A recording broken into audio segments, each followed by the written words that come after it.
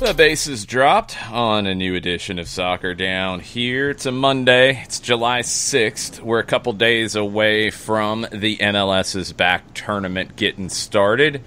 Maybe not for everybody, as was originally scheduled, and we'll get into all of that, and there's a lot to get into with all of that as well.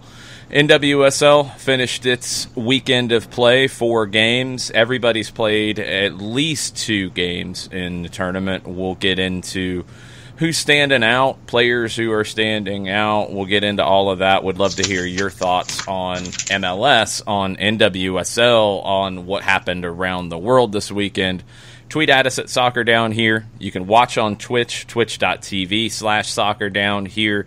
Jump in the comments over there. You can send us an email, soccerdownhere@gmail.com. We've got a lot of tweets from over the weekend that we should probably get started with.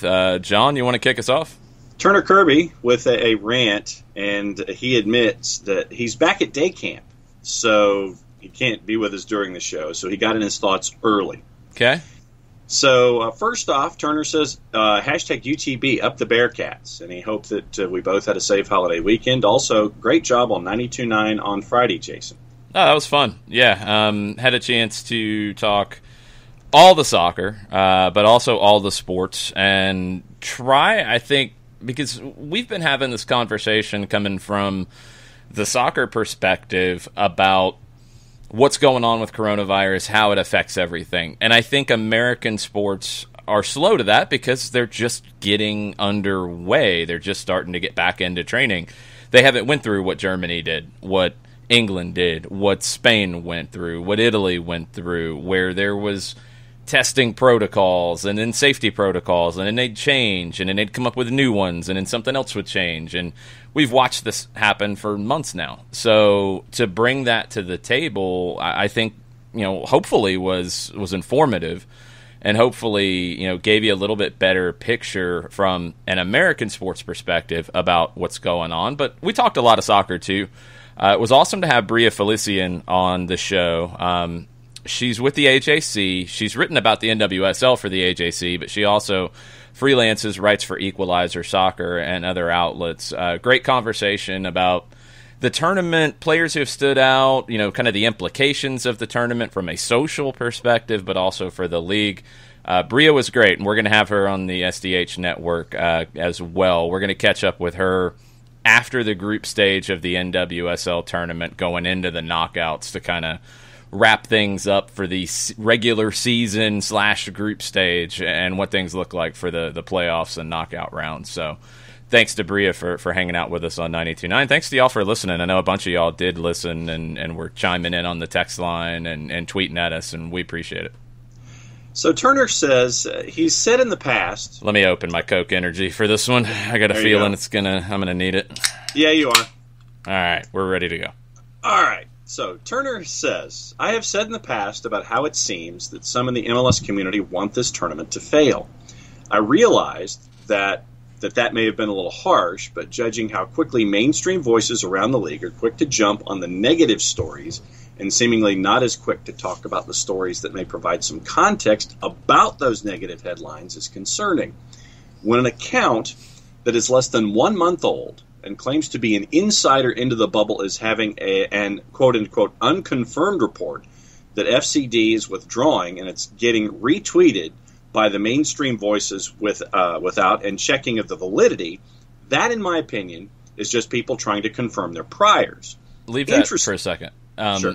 This account has been problematic for me on a couple things. Have they broken a few things that I think were then later confirmed? Yeah, I think there was a positive for the Columbus Crew, for example, that they said first. Have they tried to break some things that ended up not being true? Yes. And have they posted some things that are just completely an utterly trying to rile people up but have no basis in reality, as far as we can tell. I mean, things like the faucet coming out of the wall in a shower, and things like the sink breaking, and I don't know. If I owned the hotels that were involved in this, I'd probably be a little furious about, okay, did this happen? Did you rig it up to happen? Because the sink one obviously looked rigged. And if it didn't, then why are you trying to cast aspersions on our hotel that are not accurate? It's the stuff like that that frustrates me. If there is an insider and it's somebody who, you know, is inside the bubble and wants to be anonymous and do stuff, hey, that's how you do it.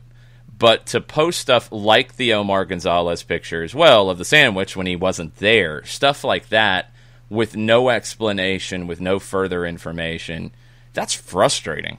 That's very frustrating. And I'm really surprised that unless it is somebody who is in the media and it is known who that is and should probably make that clear, I'm really surprised that people have been retweeting that freely like it's just a valid news source at this point.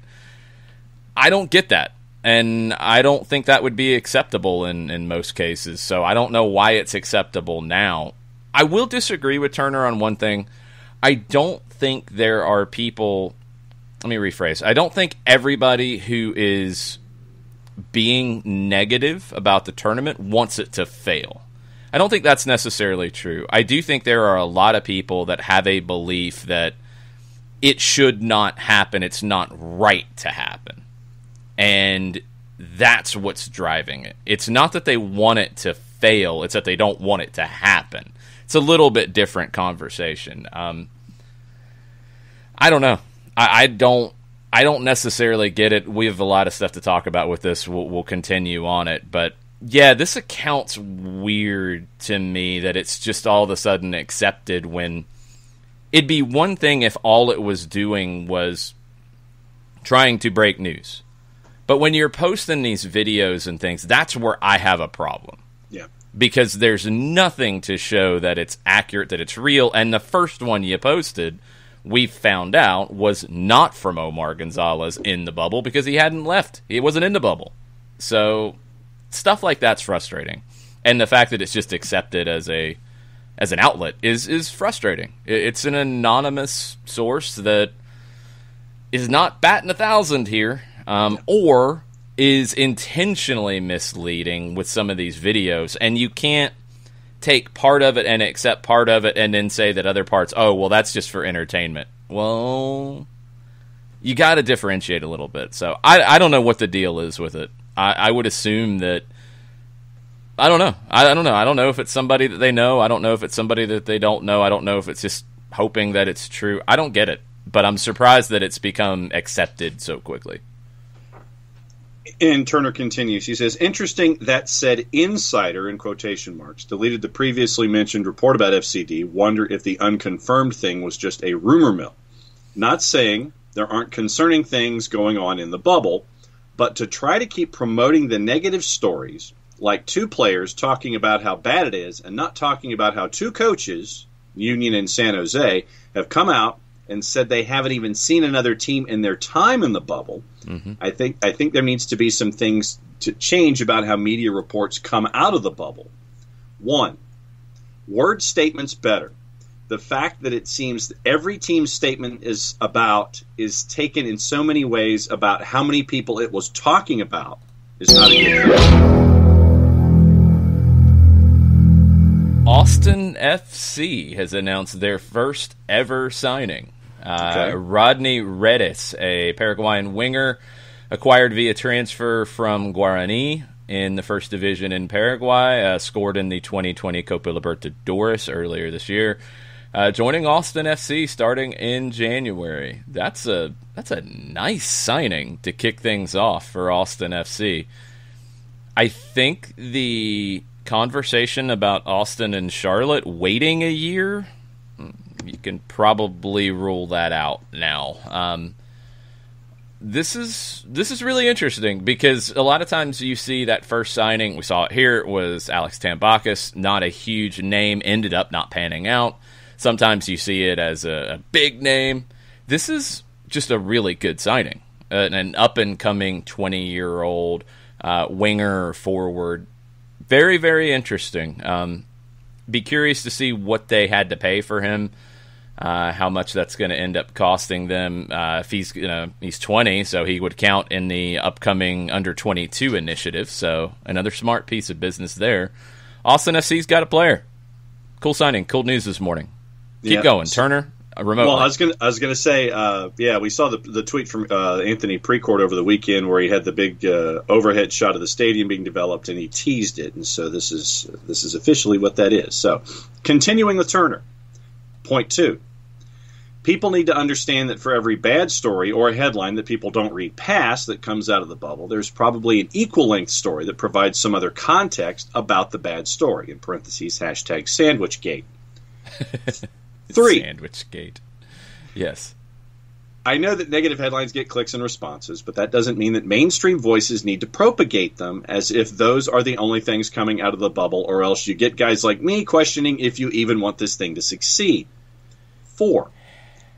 If you have any doubts that MLS didn't have contingency plans in case things went south for a team, notice how they're just going to move the group stage game to an open slot instead of just canceling it. Could there have maybe been some forethought involved there in terms of leaving slots available? Very possible. Now, that's important, and there's talk, and from I think a very trusted source inside the bubble, and Stefano Fusaro from ESPN, he's hearing that Nashville's opening night match with Chicago, the late game after Miami-Orlando, is going to be postponed. Nashville, and this was another, we'll get back to Turner in a second, this is another issue with the reporting that frustrates me. We saw it here in Atlanta. You had a positive test, you had a confirmation the next day, you had a report from the team. Nashville had a positive test that was confirmed upon arrival. They had 4 positive tests that were awaiting follow-up results, and they were reported as positive. Then they were walked back to presumptive positive. And we've already seen with Minnesota, for example, a positive test that was then overruled because the player tested negative twice. So, as we've learned with Orlando Pride, as we now have learned with Minnesota, other cases too, you've got to wait till you get the follow-up test. You can't say, well, they've got 5 positives. Well, they've got 1 positive that's been confirmed. And they might end up with 5 positives. I would assume that because they're talking about postponing this, maybe looks more like 5 or 4 or 3 or whatever. Just report it accurately, because this has been my greatest frustration with all of this. It's already difficult to understand. It's already difficult to follow. If you are watching the news every day, if you are reading leading newspapers, leading writers about this every day, if you are seeking out scientific experts on this every day, it's still confusing because things are changing every day. You know, first it was surfaces. Be terrified of surfaces. Wash everything. Disinfect everything. Wash your hands constantly. All of these things. And surfaces. Big problem. Big problem. Now we're learning that it's not as big of a problem, even to the point that people are pushing on the World Health Organization to say that. And that's another issue. The World Health Organization and CDC have different goals. So you're getting different things said. The World Health Organization is thinking about this from a world perspective. They're being very careful in what they say. They're being very careful in what they recommend because they understand that some of these things are very costly to implement, and not every country in the world can do that. And they're trying to be very smart about it. So you have to hear news. You have to do some research. You have to then put a filter through it and make sure that it's accurate for every case.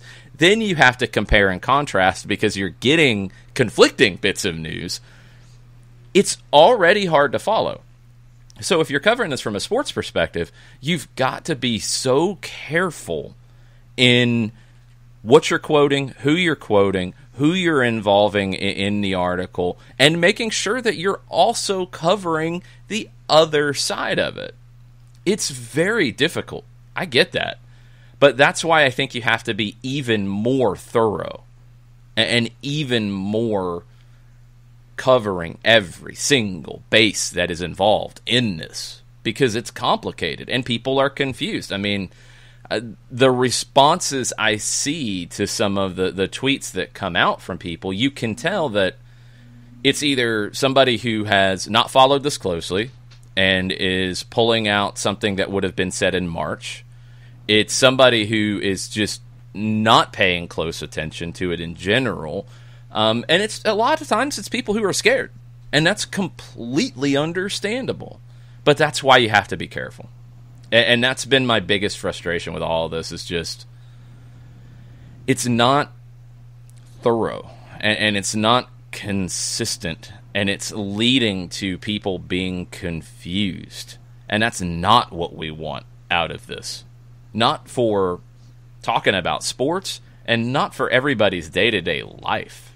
We need to make sure that people understand what this is, what the risks are, what you can do to minimize the risks, how you can handle life right now with these risks. These things are critical. And I just feel like at times it's not being followed up on appropriately and effectively. Turner's last section, he says, this whole lead up to the tournament has been draining. And a lot of people don't seem to understand that it's not as simple as, okay, send everyone home, it's not safe.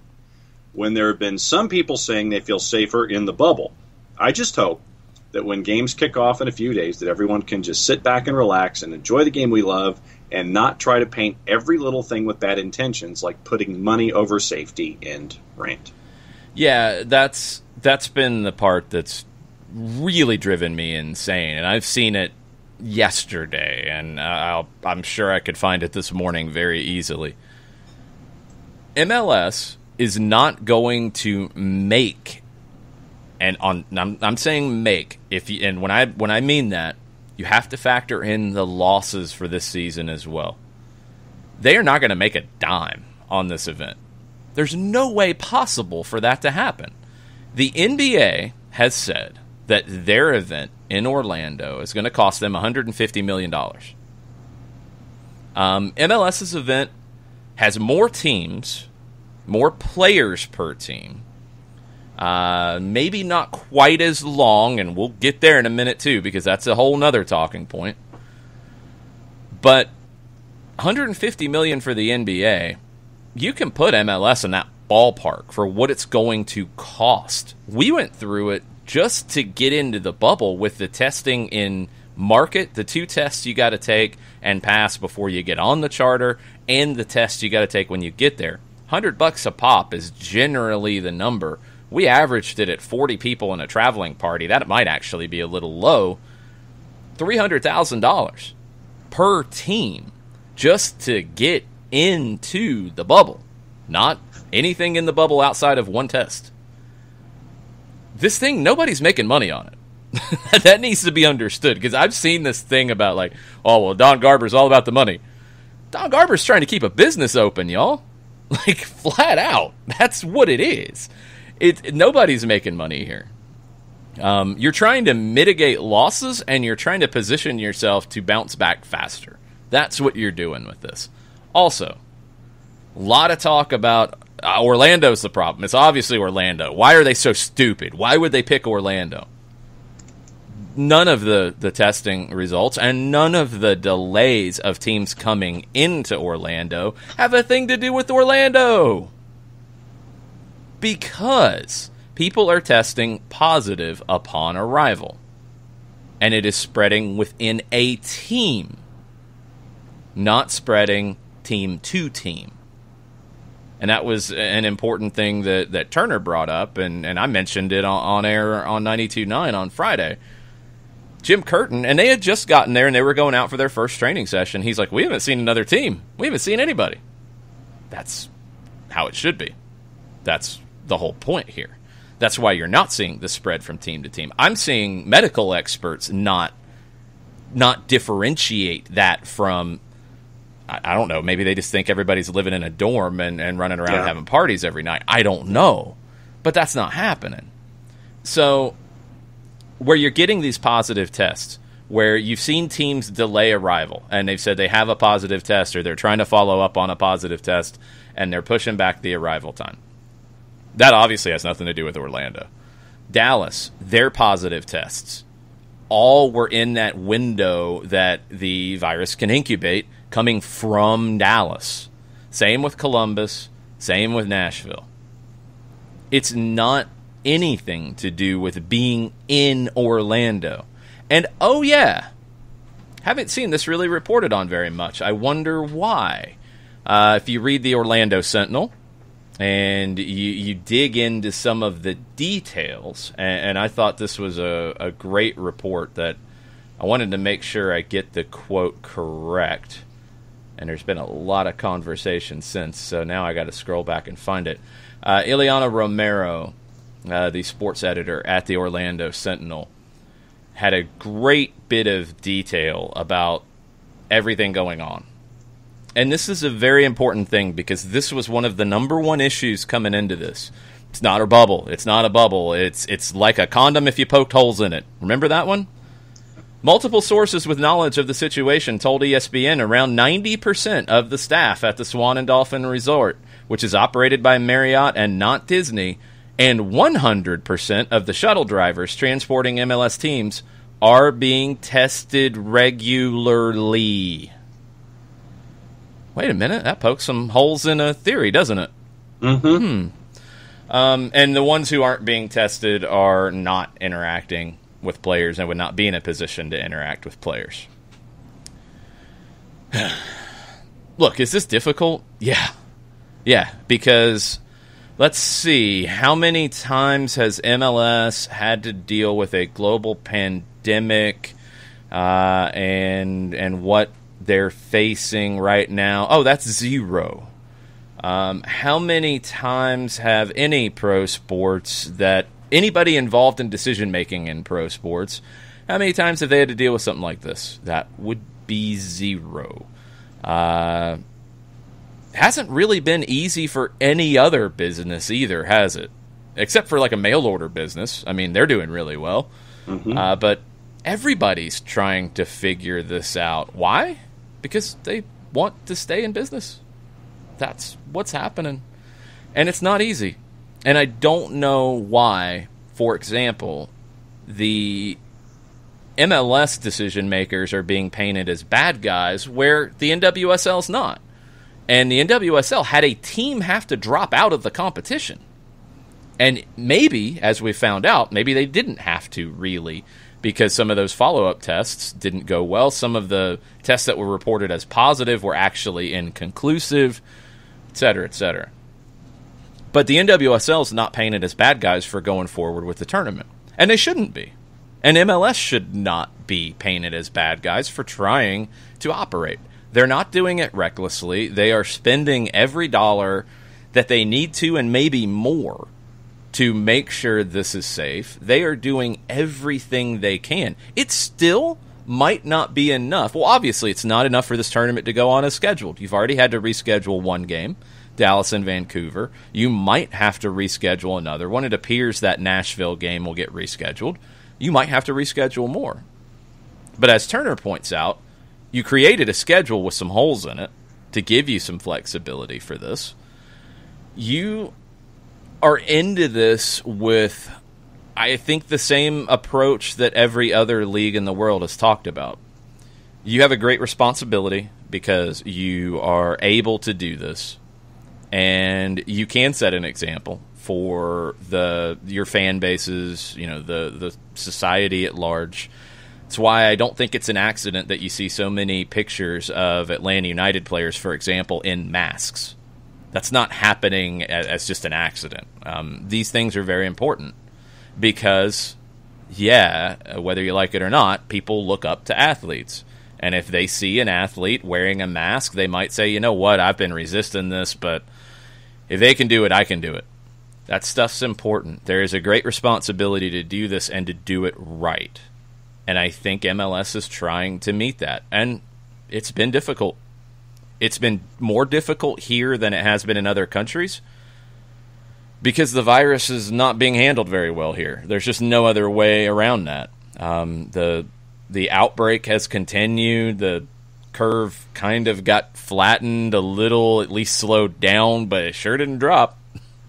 And it's popped up in other places that it wasn't in before. And that's why you're seeing these positive tests when teams are taking tests before they get on a charter flight to go to Orlando.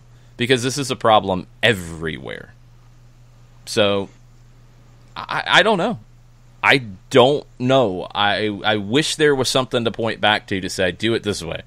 Do this. Then everything will be perfect. There isn't. And they're writing the book on the fly. And they're having to adjust every single time. And I just don't know why in this community MLS is being pointed out as this horrible thing for trying to have this tournament where there are other soccer leagues in this country that are active, and there are other sports leagues in this country that are working to be active, and there's other entities around the world who have figured out things, and you're learning from them as well. So, look, I don't know. It's really difficult. It's really hard for the league. It's really hard for the teams. It's really hard for everybody. You know, whether you're involved in soccer or not, it's really difficult dealing with all of this and figuring it out for all of us on the fly. So MLS is no different in that regard, but I just don't know why they're being painted as bad guys. And that part really frustrates me because there's no benefit to that.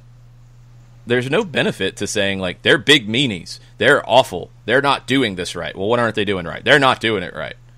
Well, what about the NWSL? What about Major League Baseball? What about the NBA? Rabble. Like, what is wrong about the way they are approaching it? And if you want to get into details, let's do it. If they don't do it, if they're not able to play, if they just said, you know what, we're not going to spend the millions upon millions of dollars to do this event. We, at the time when they were creating this event, didn't feel comfortable in doing it in markets. I don't think there's any argument that it'd be comfortable to do it in markets right now. So I think you can rule that one out, at least for now. And I don't know. We'll see what happens later. But there's just this argument that it's just insensitive. I don't know. And I don't know what the alternative is. Because the alternative, from a big picture standpoint, is if they don't do it and others come back, then MLS is minor league in this country forever. If they don't do it and other soccer leagues come back, then MLS has lost 25 years of momentum. Maybe not every year of those 25, but a lot of the gains they've made over the most recent years. And then it's going to be even harder to come back at the end of it. And, oh, yeah, by the way, a lot of people are going to lose their jobs during that. Because there's no way teams can function in terms of paying payroll with no revenue and no hope of revenue. I don't know. That's why they're trying to do this. And it's hard, and I'm crossing my fingers for them, not just because, yes, I'd like to call some games and get paid to do so. I'm crossing my fingers because I love the sport in this country. And I don't want to see the last 25 years pushed backwards because of this. It still might. That's the thing, is they could do everything right, and it still might not be feasible to get this done. But I think the jumping to the conclusion of bad intentions and greed and this and that, it doesn't make any sense. It just doesn't. And I don't know why MLS is taking the brunt of that. Chris Duval was in a back and forth with fans, and he said nobody wants to die, and this is from his Twitter account. He says, nobody wants to die over a soccer tournament, but for those of us who feel comfortable doing this, it should be understandable that we're excited to play again. The decision was not made thoughtlessly on my end. Followed it up with a thumbs up emoji to finish his thought. Yeah, because, I mean, he posted a post talking about being excited about coming back. And I don't know why anybody would say something bad to a player for being excited about going back to work. That's crazy. Like, it's just crazy. And I'm seeing a lot of people who I don't understand their mentality, and I don't know if they're thinking this through. And I just don't get it. But not the first time I haven't understood something, that's for sure. Justin Merrim with the tweet of the morning so far. Yeah. Picture looking outside of the resort. Good morning, Orlando. I know you've missed me. Yeah. Don't know if the Orlando... Oh, yeah, a few Orlando fans are up. Yeah, good times, Justin. That's a fun one. I like it. Yep, and the fish and the fish hook and line is in the next post. Good job, Justin. Mm-hmm. And just to do the math on getting in the door, you had mentioned, what did we say, a little over $300,000 for a traveling party of 40 just to get in the door in Orlando? 3 rounds of testing. So not the price of the charter, not anything else, just the testing of that, because you're doing 3 tests. Travel party of 40 times 26 at that $312,000 figure, mm-hmm. $8,112,000. Yep. And charter flights on top of that, and a month plus of hotel stay and food and whatever else. Yeah, $150 million, as the NBA said. It's not a crazy number. Not a crazy number when you get down to it. This stuff's just hard, y'all. I mean, that's where I just don't get how people are approaching it in this way. This is incredibly difficult, and there's gonna be more difficulties. There's just no way around it. The NWSL was very, very lucky because they had teams come in 3 days before. They didn't have these issues with positive tests and market. Now, they had people traveling in ahead of June 27th. The landscape changed really quickly in a lot of places. Maybe their timing really helped them out in terms of avoiding some of the worst of the outbreak. Maybe. And for whatever reason, they have not had the issues.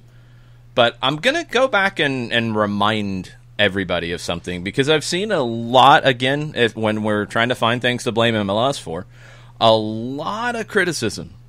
A lot.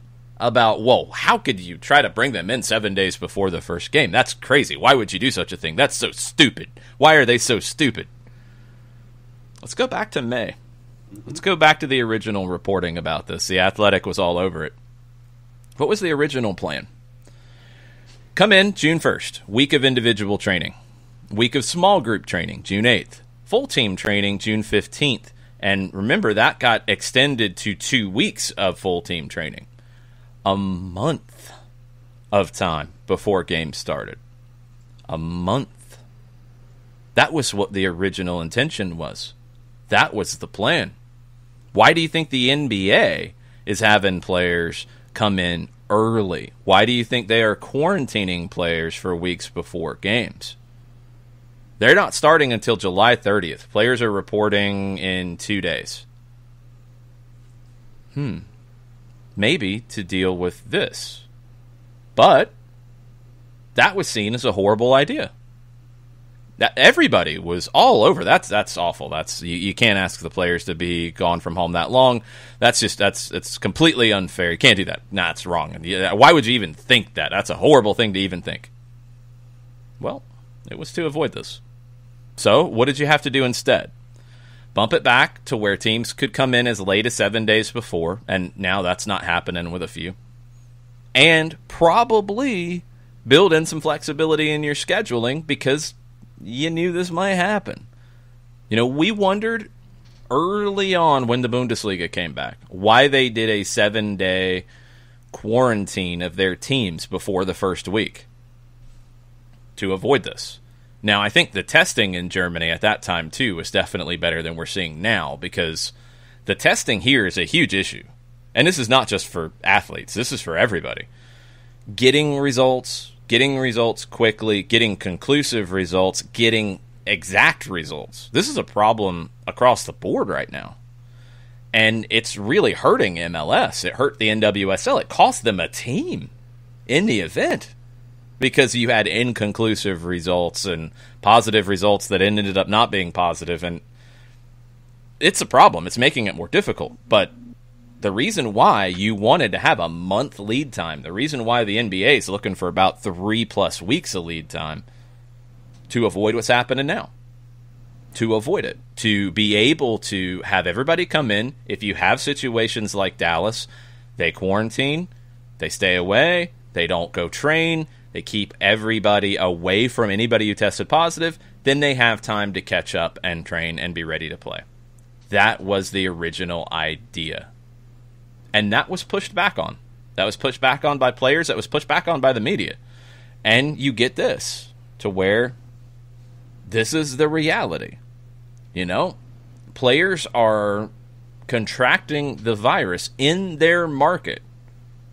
No idea if it is because they're being reckless or because they stopped to get gas or they went to the grocery store or a family member or a household member. There's no way to know because you're talking about a lot of different situations. But this has happened in the build-up to them leaving to go to Orlando, and it's affecting the tournament. And there's nothing the league can do about that because their original plan was pushed back. And this is where you're at. That has to be part of this conversation. You cannot leave that out because the original plan was not what it is. It was not. And it had that safety valve in it. Don't have that now. Tafka linked back to a conversation that he was watching with some of the articles, some of the writers from The Athletic. And this particular individual says, the bubble's only as effective as the quarantine before entering the bubble. And this individual says it needs to be about a week since that is the disease incubation time. That has to be a no one leaves or enters the house level quarantine. Some teams and players didn't take it seriously enough. Tafka follows up and he says, this probably is the necessary protocol addition, but super hard and or impossible to demand. Yeah, I'll push back on the comment that some players didn't take it seriously enough because we don't know. Right. That's an assumption. It's not a wild assumption by any stretch, but there's no way to know that because as we're seeing with this, I mean, things can happen that you can do everything right. You can follow all the instructions that you know of and still have a problem. It can happen. This is not easy for anybody, let alone an athlete getting ready. I would hope that we don't hear stories about athletes doing some of the dumb things we've seen in England and other countries where they weren't smart about these things. We have not heard that yet. I hope we don't. I don't know. But I don't want to say that it's because they didn't take it seriously enough. Yep. It's maybe because it wasn't mandated or, at a minimum, strongly suggested enough. Because that wasn't really any of the conversation, at least in the media, about this in market in that 7 days ahead of going. It was live your life, do whatever. You're going to test twice before you get on the plane, and then you're going to get on the plane, you're going to test again when you arrive. That was it. And maybe there needed to be more. And I don't know what else they could have done other than strong suggestions, but it really wasn't part of the conversation in market. And, you know, if that's something that's come back to bite them, there's only so much you can do with that at this point. I think the bigger thing is you had more lead time with the players arriving earlier in Orlando in the original plan. That would have given you the flexibility to better deal with what you're having. I don't think it would have eliminated it, but it would have eliminated schedule changes like this. Because so far, everything in Orlando is going according to plan. From what we know, we're not seeing any transmission in Orlando, in the bubble. It's people coming in who are identified and then isolated, and it's happening within a team. It's not spreading to another team. That's good. That's where you want to be. Beyond that, I don't know what else they can do at this point. If they have to push some games back, they have to push some games back. And they're going to have to make it work with the schedule and with the TV partners, and that's all they can do at this point because of the time frame they have to work with. Chris Ashley, by his own admission, is using a hashtag Overreaction Monday with a question mark. I did not want to use that, but yes, go ahead. He says, it feels like we have a bit of a mess on our hands in Orlando. I'm ready for MLS to be back. I want it to be back, but man, I'm concerned for all the players and personnel in the bubble. I'm not. I'm concerned just because the bubble's difficult. It is. I mean, it's just you're basically like you're away for preseason for a month, where you're away from home for a month. And you have to be very thoughtful about everything you do. 100%. That's, I mean, the mental side of it is where I'm more concerned. You know, the risk of contracting the virus, I'm not concerned about that for them more than I am for people outside of the bubble. The numbers bear that out, even with the positive tests. When you start looking at the numbers and comparing, the bubble's safer than being in Orlando on its own. It's less than 1%, right, for the positives? I mean, that's why I think Chris Mueller said he'd rather be in the bubble. Don't blame him. There's some other teams coming from markets that might be the same. None of this is easy. And I, like Chris Duval said, like, I don't think there should be a pushback on being excited about the event. You know, whether you're a player, whether you're a fan, there's nothing wrong with that. Obviously, anybody who's involved in this wants it to be safe. The actual bubble thus far is working. It's coming into the bubble, coming from these markets is where you're seeing these issues. And that would have been the case whether you had a bubble or not. You know? I mean, that's the thing, is that would have been the case if you were playing games in market. If you were doing what the USL is set to do. That would have been the case. Because these tests are not happening because of the bubble. I think the bubble makes it safer and more likely to get everything done. Because, we've seen it in the NWSL. You haven't had an outbreak in Utah. I don't think you've had any issues in Utah. We haven't heard of any. And right. I don't think there's any players that you've noticed who haven't played and there hasn't been anything said about it. I think you're good with where everything stands in Utah in the bubble. Right. And they got lucky because they had a shorter time frame for teams coming in. They didn't have these issues that MLS is having. Okay? You haven't seen outbreaks in any other soccer league worldwide because of the soccer. And that's something that people are being quoted that you're getting different studies. People are being quoted here about the sport increasing the likelihood, and it's very scary to play the sport because of transmission. Not even getting into the testing elements, but you're getting reports out of Europe that are the opposite. The UK deemed it, the government deemed it as low risk because of how often you're around another player for an extended period of time, et cetera, et cetera. The Dutch league studied it and said that it was extremely minimal. You were around a player for more than 30 seconds at a time. Those things make it low risk. So you're getting this conflicting information. I don't think the sport is the problem. I think you can play the sport as we're seeing worldwide and not have the spread. The spread happens outside the sport and comes in. And the spread can happen where teams are not following protocols within the team very effectively. That's why all these little things that I questioned it too. If you're having everybody tested, why do you need to have the substitutes sit 6 feet apart from one another? If you're having everybody tested, why do you need to use 3 or 4 locker rooms at the training facility? Why does everybody need their own water bottle? Why does everybody need to do this or that? Because it minimizes the risk. Because if there is a slip in either behavior, in just bad luck, in bad testing results, and you have the potential for a spread, if you're doing all of these other things, it minimizes that. That's the cost of doing business right now. And that's not unique to sports either. Like, everybody's having to modify how they do business, and that's where we're at right now. But for MLS, the bubble isn't my concerning thing outside of the mental health part of it. The bubble is not increasing my worry about contraction and spread of the virus. That's a universal problem in this country right now. And that's something that we're all dealing with right now in everywhere we are. Outside of a couple states that had went through this earlier and dealt with it effectively and haven't had it come back yet, and hopefully it doesn't. This is what we're all dealing with. And it's what these players would be dealing with, whether they were at home, whether they were practicing, whether they were not practicing.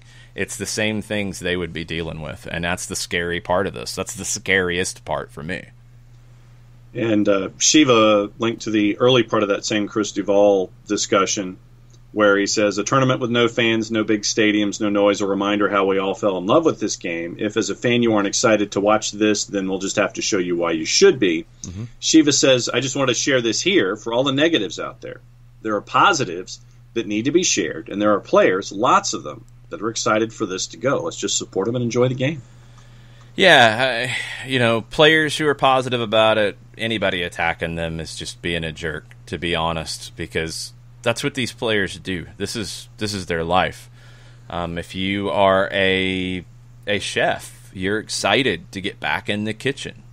Whatever you do, if you enjoy your job, you're excited about it. There's nothing wrong with that. That's to be expected. That means you're probably pretty happy because you enjoy what you do every day. Fans who are excited about it should not be attacked. I don't get that. I just really do not understand it. And I don't know. Maybe it'll change once they get back on the field. I feel like the NWSL conversation changed really quickly. It was not this negative. And you had a team drop out of the event. Mm-hmm. And it wasn't anything like this about, no, they shouldn't play. You had a team have to drop out. And it wasn't, they can't play. Now, things have changed. You go back to June 27th and you compare it to now, different conversation. Not that long of a different time, but it is a different conversation. Okay, that's fine. Account for that, whatever. It's still not the same way. I see people who are loving the NWSL tournament being back and talking about the games and talking about the players and being excited about every game coming up, and they're saying, no, MLS can't do this. This is wrong. And it's like, well, what? What? Like, no. That doesn't make any sense. And nobody should not want them to come back. Again, I don't want to know what the risks are going to be if you don't come back. I don't want to find out. We're going to with minor league baseball. We're going to with a lot of smaller college football programs, and in turn, we're going to find out about the effects of this with a lot of college sports programs across the board. Because even your biggest school and your biggest moneymaker in football is not going to make the same amount of money this year. There's no way every college football game is going to be played as scheduled with full capacity. No way. Somebody's going to take hits. Some of them might be minimal. Some of them might be major. Some schools aren't going to be able to play. We're going to find out the business effects of this on things already like that. I don't want to find that out from an NWSL perspective. I don't want to find that out from an MLS perspective. I don't want to find that out from a USL perspective or a NISA perspective. We're going to see NPSL teams not come back. There's going to be some who can't. Money was spent for a season, and you're not getting it back, and you didn't have a season, and you didn't bring in any revenue. Some are going to pack it in, and that's a shame. We're going to find out the effects of this on a lot of different fronts in the sports world. I hope we don't have to find out what the worst effects can be in professional soccer.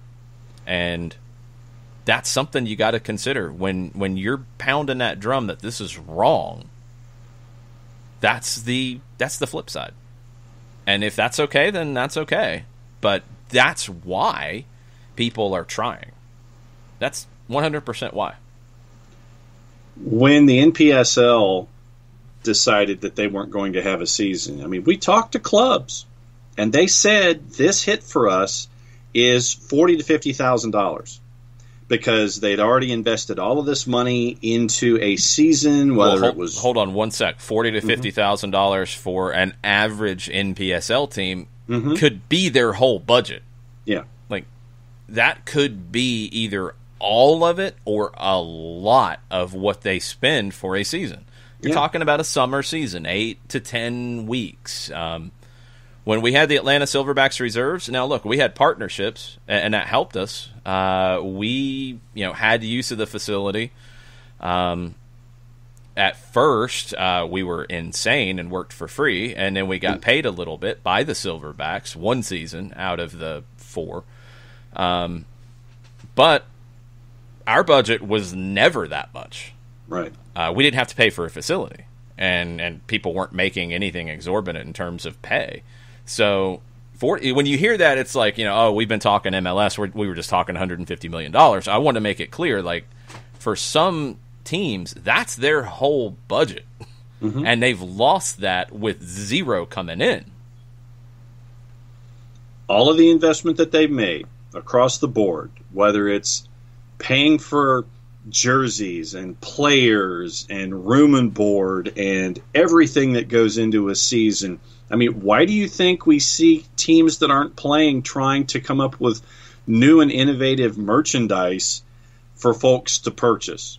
Because you get to support the club and at least you get that little bit of revenue coming in. So, and we always make this point that if you can support teams that are near and dear to you that may not be playing, or support a team that you think has, that is making that kind of an impact in a market that's not close to you, because they are just as important to their markets as MLS teams are in theirs, with all of the trickle-down effect that we see in all of this stuff. So the losses across the board, you sit there and you think, $40,000 or $50,000, but as you say, that's their entire budget for an entire season. That is a season that is wiped off the board. I don't think at the Silverbacks reserves we spent $50,000 in the 4 years that we partnered with the Silverbacks.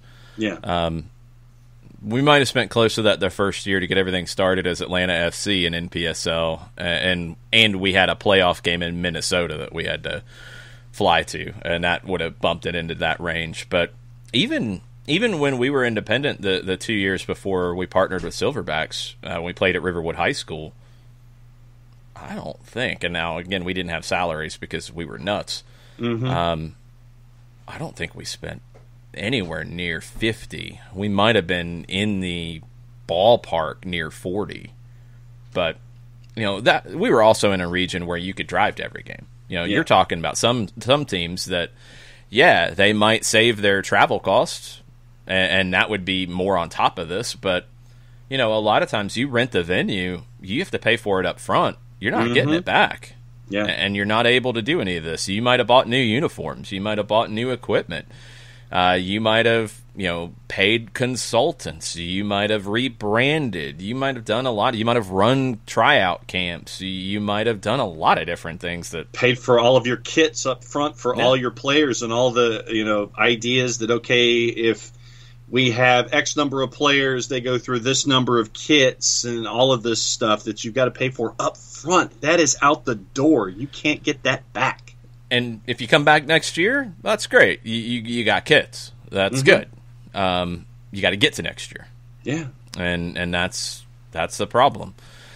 Look, it's all hard. And I guess the point that I want to make sure is clear, because I feel like if you aren't clear about this, people will misunderstand and misread what you're saying.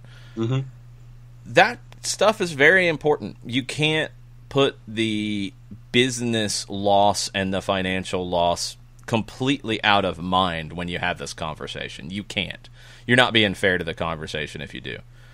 That doesn't give you license to do this recklessly. That doesn't give you the license to not do it safely. Don't get it twisted. You have to do it safely. If you're going to have activities, they have to be done with safety number one in mind. But yeah, the reason why you're doing it is because you're trying to survive from a business perspective. They do go hand in hand. That has to be understood with this. And it sucks. There's just no other way to put it. It sucks. It sucks that owners in the NPSL who have invested, none of them have made big money on this. Even big teams haven't made big money on this because they put it right back into the club. Your Chattanooga FCs, your Detroit Cities that are the biggest clubs out of the NPSL that have moved up and moved on to NISA. Nobody got rich off of those teams. Nobody got rich. Some people probably were paid better than they had been at the beginning as the seasons went on, when there's actually money to pay people what they should have been paid. Beyond that, nobody got rich.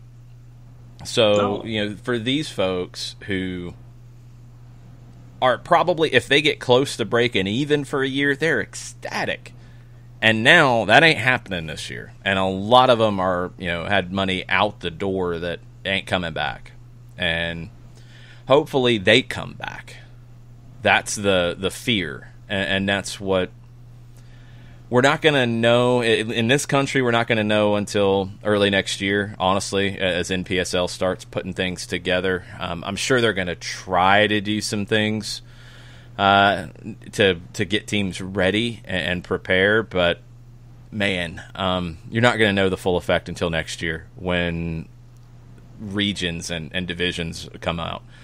We're not going to know the full effect of USL until late this year, because I don't know how everybody's going to be ready to come back next year. Yeah, youth clubs, academies, as we've seen in Minnesota.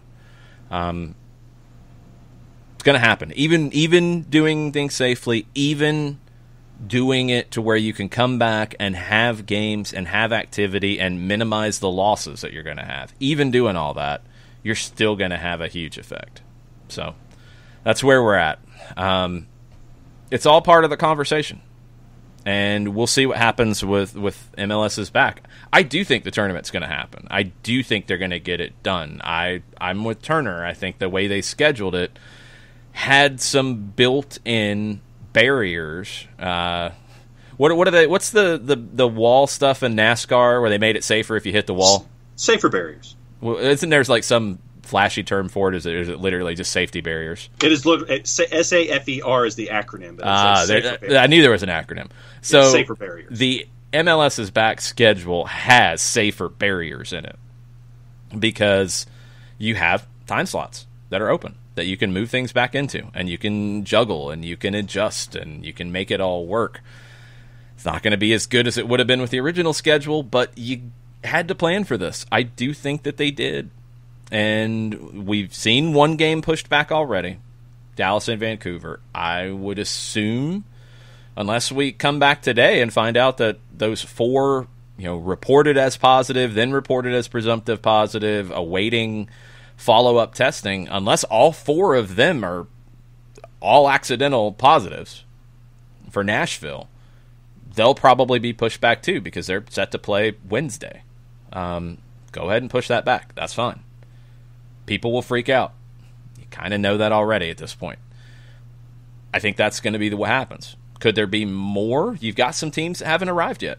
You've got some teams that had to delay arrival because of follow-up testing. You had some arrivals pushed back a day because of follow-up testing. You had multiple teams had a positive test or an inconclusive test that they had to follow up on, and they didn't travel because of that. You're doing the best you can. The bubble has proven to be safe so far. This is where MLS is right now. And this is where the NBA could be, although they've got more build-up time in Orlando to do this part of it and not have it affect the schedule, but they could be in that. Major League Baseball could be in this situation where those start dates get pushed back a little bit. That's sports right now. That's sports in this country right now. And that's where we're at. And it's not going to go away anytime soon. It's not.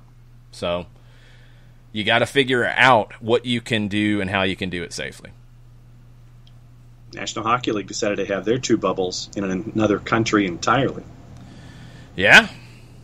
That might have been the best way to do any of this, is go to Saskatoon, far away as you possibly can. Go to Newfoundland. Only problem is you don't have a resort that's owned by Disney there that can help you out a little bit, because at least I hope you're getting the company discount. I don't have that to work with. And why Orlando? Why are you so stupid to do it in Orlando? Why? That's so dumb. Well, how many facilities like that are there where everybody can live there for a month, and you have the fields, and you have the partnerships, and you have everything in place? How many places like that in the world are there for them to do this? I believe the answer is very few. Yeah, so that's why. And they're not interacting with Orlando, and Orlando has nothing to do with the problems right now. The problems are coming from mid-market. And the problems are what we're all dealing with every day, and that's why it's critical to be smart and be safe and avoid adding risk to our lives, because I don't want any of you guys who listen to get sick and have to deal with some of the horror stories that we've heard. You can do everything right, and you still have risk, but do everything right so you have less risk. Yep. Please, and just be smart about everything. And it's all we can hope for these teams, and that's across the board for everybody who is trying to do anything resembling normal.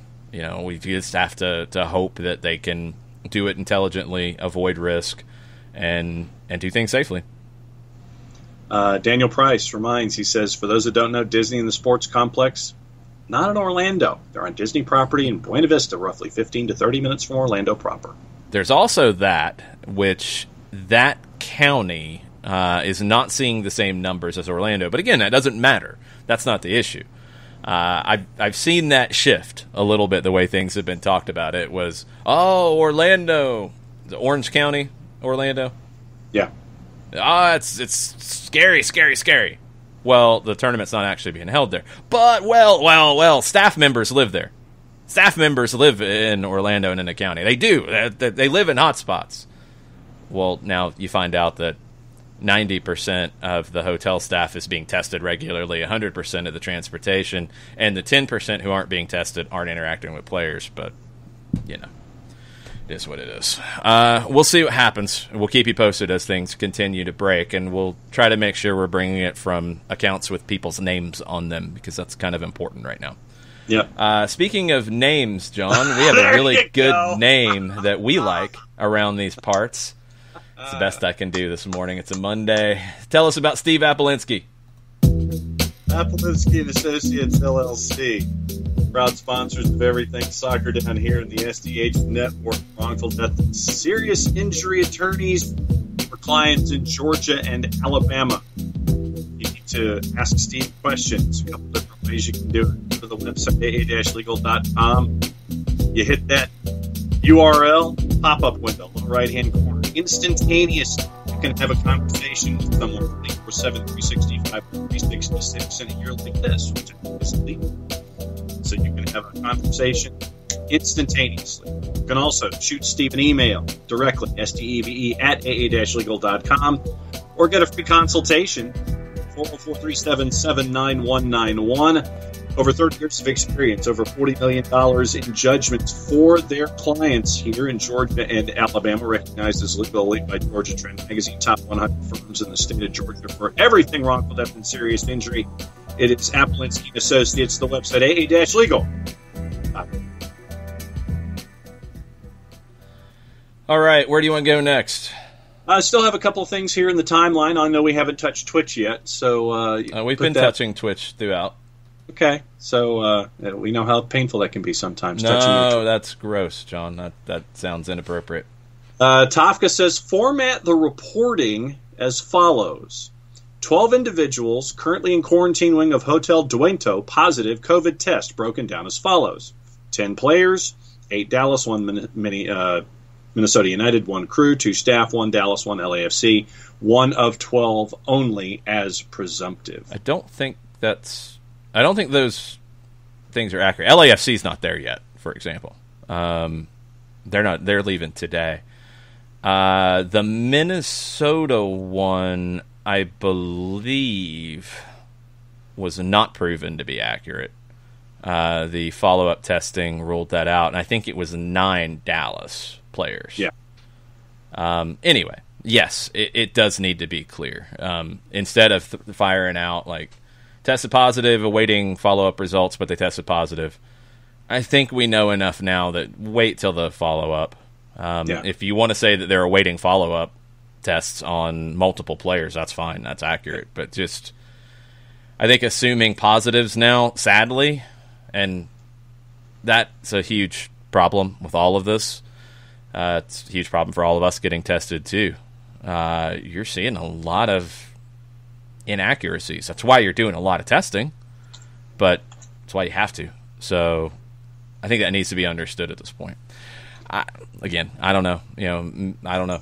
I don't know why it's being reported the way that it is. I don't think it's helping the understanding of the situation, and I don't get it. Things are being said from people that I would think know better, and I don't know why they're being said the way they are. It doesn't make any sense. I don't know. It's tough. It's tough for a lot of people who are involved. It's tough for the league staff who have to deal with this on a regular basis. It's tough for team staff. It's tough for the players involved. I don't think the sniping on the outside helps anything. Safer barrier, for the record. It is Steel and Foam Energy Reduction Barrier. I knew it was an acronym for something. There we go. I thought there was an acronym. I just couldn't remember if I had the acronym right. So MLS's schedule had that built in. Shiva, is there a chance a certain MLS team did not follow the right protocols before departing to Orlando? How many tests and how far apart do they need to be before departing? I mean, I think the testing has to be done a certain way. I don't think they have any wiggle room. My questions would be more about the protocols for their training sessions and were they following things correctly there. They have to, 72 hours before getting on the charter flight, they have to test everybody who's going. They test them again 24 hours later. It's in that 72-hour window. They have to pass both tests before getting on the charter. Then they're tested when they arrive. That was the thing with Dallas that was so confusing about it, is we didn't hear about any issues with them being delayed in getting on the flight. They arrived and had a player test positive, and now it has spread within the team.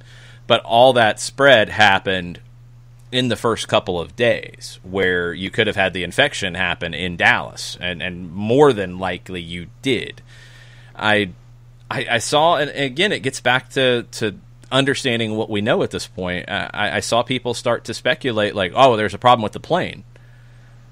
You're not going to get on a plane, and a flight from Dallas to Orlando, 2 hours? I mean, just roughly. Mm-hmm.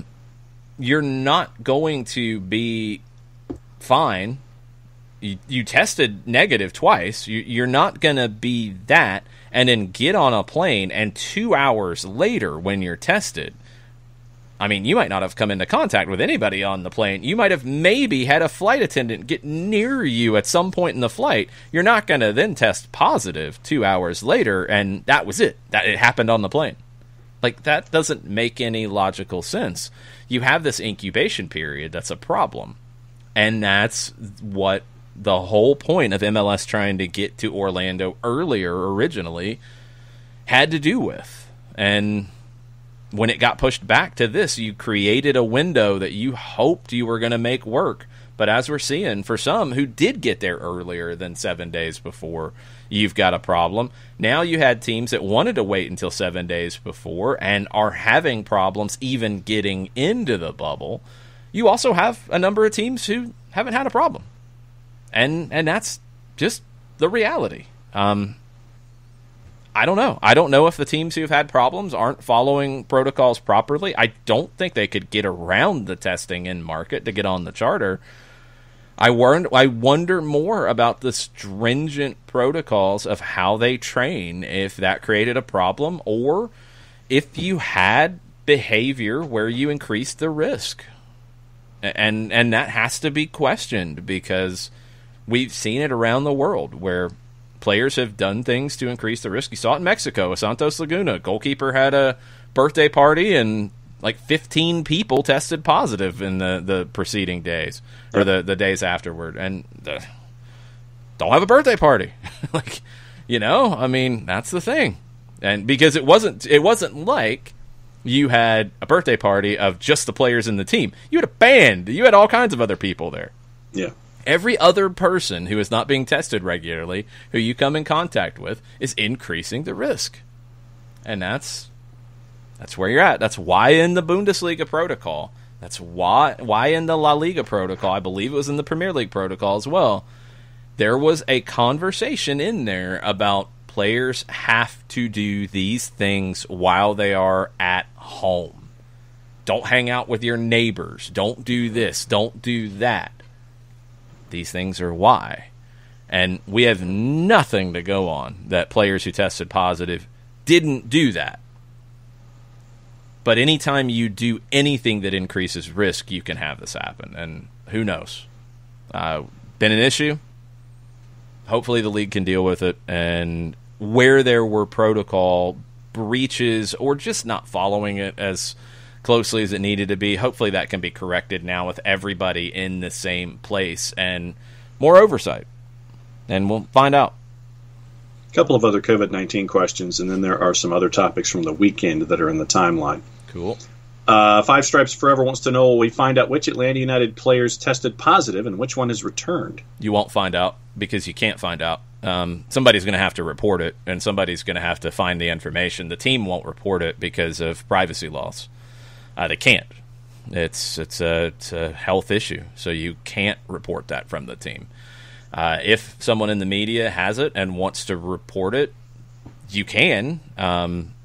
I don't know the issues with breaking privacy from a reporter standpoint, and it's not really essential for us to dig into, but the team will never report that because they can't. They literally cannot do that. It's breaking privacy. So it's a HIPAA violation. Yeah. I've seen speculation. I have no idea. I have not asked because it has nothing to do with me. I would assume that if that player is still not part of the group, because the reporting with them leaving on Saturday was that one player had recovered and was with the group and one had not. If that player is not on the match day roster, then people might start figuring it out more. But there will be players who aren't on the match day roster that are healthy. So that would be the only way you find out. I don't think you're going to find out directly unless the player says something themselves. We saw it with the Braves. Freddie Freeman, for example. His wife came out and spoke on it, and that was with, obviously with Freddie Freeman's okay. And she's talked about it. But the team, I think she posted it first. The other players that Brian Snitker mentioned, he said that it was allowed by the players. And maybe they said something first. I don't know. But the team can't just announce it without the players okay. So that's where we're at with it. El Mataflow has a fun story for a Monday morning. Dig it. What do we have? In Ecuador, while doing COVID-19 testing, the Ministry of Health found that many players have disability licenses illegally. Apparently, this is quite common and is being cracked down on. Syria Equatoriana is set to return on the 17th. Disability licenses? What?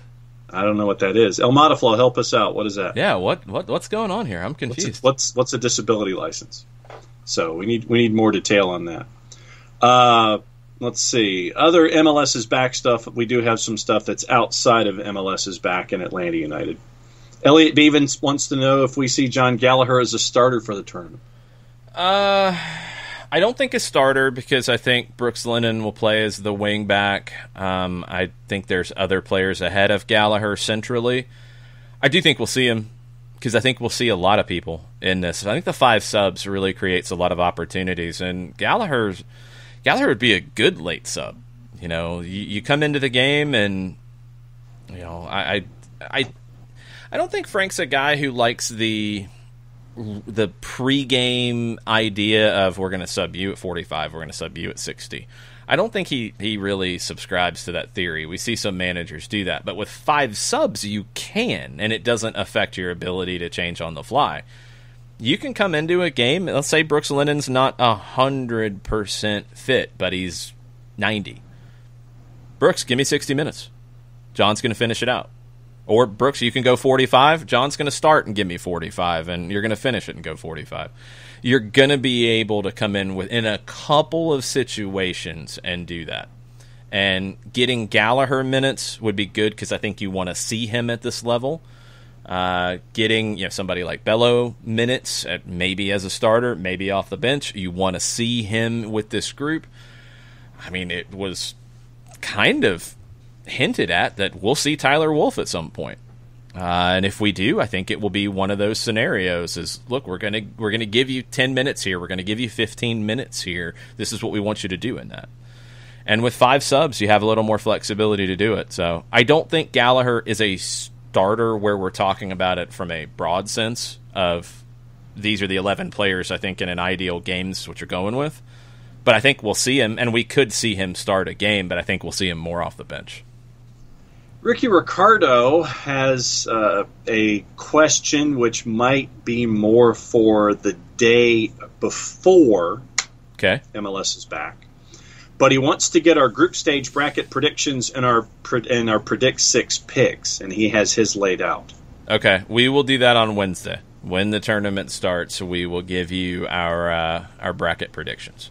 Okay, so here's Ricky's. Let me just go through them. So we'll give our brackets on Wednesday. His bracket picks. A, NYC, Philly, Orlando. Group B, Seattle, Dallas, San Jose as a wild card. Mm-hmm. Group C, Toronto, New England, Montreal as a wild card. Mm-hmm. Group D, Sporting, Minnesota, Colorado as a wild card. Mm-hmm. Group E, Atlanta and Columbus. Group F, LAFC and Portland. Okay. Nothing to really get too worked up about there. Okay. And scanning quickly to see if that is the last MLS is back notion from the weekend. Jason Nix, he says, I know the personal privacy rules prevent individual reporting of a positive, but do we believe all the teams that haven't had a reported positive haven't had any? Seems like there are likely others we just haven't heard about. There's no way to know. It's a guessing game no matter what. I don't think there's a ton because I think most teams have had some kind of media availability, and most teams have somebody in the media who would probably be asking those questions. I don't know how many. There's no way to know. I mean, it's going to be the same anywhere. I mean, I'm seeing like people I know talk about how they've had to do testing to go back to work, to go back to work in whatever role they're in. If they're in an office, they have to do testing to go back in, that kind of stuff. Right. And positives are emerging from people that have tried to do everything right and still have a positive going back to work because they're now being tested for the first time. They're asymptomatic. They haven't had any issues. They haven't noticed anything, but they're testing positive. That's the other element here, and it's not to diminish the potential effects of this at all. I do think right now we are seeing more positive tests, and one, it's with a younger, I mean, if you look at the testing and who's getting tested and who's testing positive, it's younger people across the board right now in this country, which hopefully, based off all the reporting and results that we've seen, hopefully there will be a lower percentage who have health issues from this. Now, as people are reporting, it's still early in studies. I mean, you're talking about something that started about 6 months ago. So there's really not a lot of, there's no long-term data. There's very little, any extended term data of what the long-term effects of this can be because you have 6 months, period. Younger people can have longer-term effects. These are all accurate things, and these are all things you have to worry about. But so far, it seems like everybody that we're seeing in MLS who has tested positive, We're hearing it's asymptomatic. We're not hearing about serious health issues. I mean, honestly, out of the American athletic realm, like what Freddie Freeman's wife has described, that Freddie Freeman's describing is more severe than we've heard from most. Yeah, Jimmy Johnson tested positive on Saturday, and for him, it's just a little tickle, but there it is. Yeah, that's what's so hard about this is, those folks feel fine. That's why you're testing in these leagues, because you feel fine. You don't think you need to go get a test, but you might be able to spread it, and that's what you don't want, because somebody else might not feel fine. Luckily, so far, everybody has felt okay, and we hope that continues, and we hope everybody recovers with no issues. This is what we're all dealing with. And Ricky is okay. He admits he's been working at home for the last 4 months straight. Doesn't know what day it is anymore. He thought the tournament started tomorrow. Yeah, I'm trying to keep up with it too. Right now, we're on board with Wednesday. Yes, at least one game, and we'll see from there. Orlando and Miami have not heard of any issues with them. Miami came into the bubble. Orlando went in very early. Should be fine for that kickoff match on Wednesday. Looks like we're good for. Actually, I haven't heard anything about New York City in a while. Yeah. I have to dig into their scenario. I mean, they're there, but I haven't heard anything, so I'm assuming that's good news. Philadelphia arrived and didn't have any issues. That was reported, so that early game on Thursday appears to be good to go. So you're going to see some changes. That's the reality of doing sports in the age of COVID-19. Taka says if any position is primed for that preordained split time arrangement, it's wingback. They cover more ground than any position on the field. Yep, it's a good one to do. And you've got wingbacks who you can do that with. If you're looking at your options at wingback, and we'll leave Escobar out of it. We know he can play it, but looks like he's going to be a center back. You've got Lennon. You've got now Gallagher. You've got on the other side Bello, Mulraney, Castillo. Mulraney can move over to the right if needed. There's probably a few more you could work in there if you had to, like Anton Walks if you wanted to. Those are the five we'll stick with. Castillo is the more truer left back than wing back, but he can play as a wing back, a little more defensive. Mulraney can fly forward. The defense has to continue to improve. Bello is young, and you're looking for improvement across the board, but explosive going forward. Lennon, pretty well-rounded. Gallagher, pretty well-rounded from what we've seen previously with Atlanta United too, and what we saw during his time at Aberdeen. So you've got 5 guys for 2 spots. I think you're going to see all of them, if healthy, factor in here, because you can rotate a little bit and bring on fresh legs late. I mean, just think about it. Because Gallagher's got speed too. Let's say you start with Lennon and Bello, for example, and 60-minute mark, you decide, and you've got 3 subs to work with beyond this, you're going to bring on Mulraney and Gallagher to run at somebody. That's nice to have in your back pocket. It's also nice to have in your back pocket. You're going to start Mulraney on the left, and then you're going to bring in Castillo, and he's going to sit a little bit more. You've got a lot of flexibility there. So, yeah, wingback's a spot where you could see some ready-made rotation and subs delineated before the game. 5 Stripes Forever also asking, what are the rule changes for MLS's back, e.g. subs, water breaks, like Bundesliga and Premier League have done? Yeah, it's the subs are the 5, as everybody's doing. Water breaks, I would assume, is like NWSL. It will happen, and it'll happen once in each half. You might as well go ahead and roll with that, too. I think they are. I have to confirm it.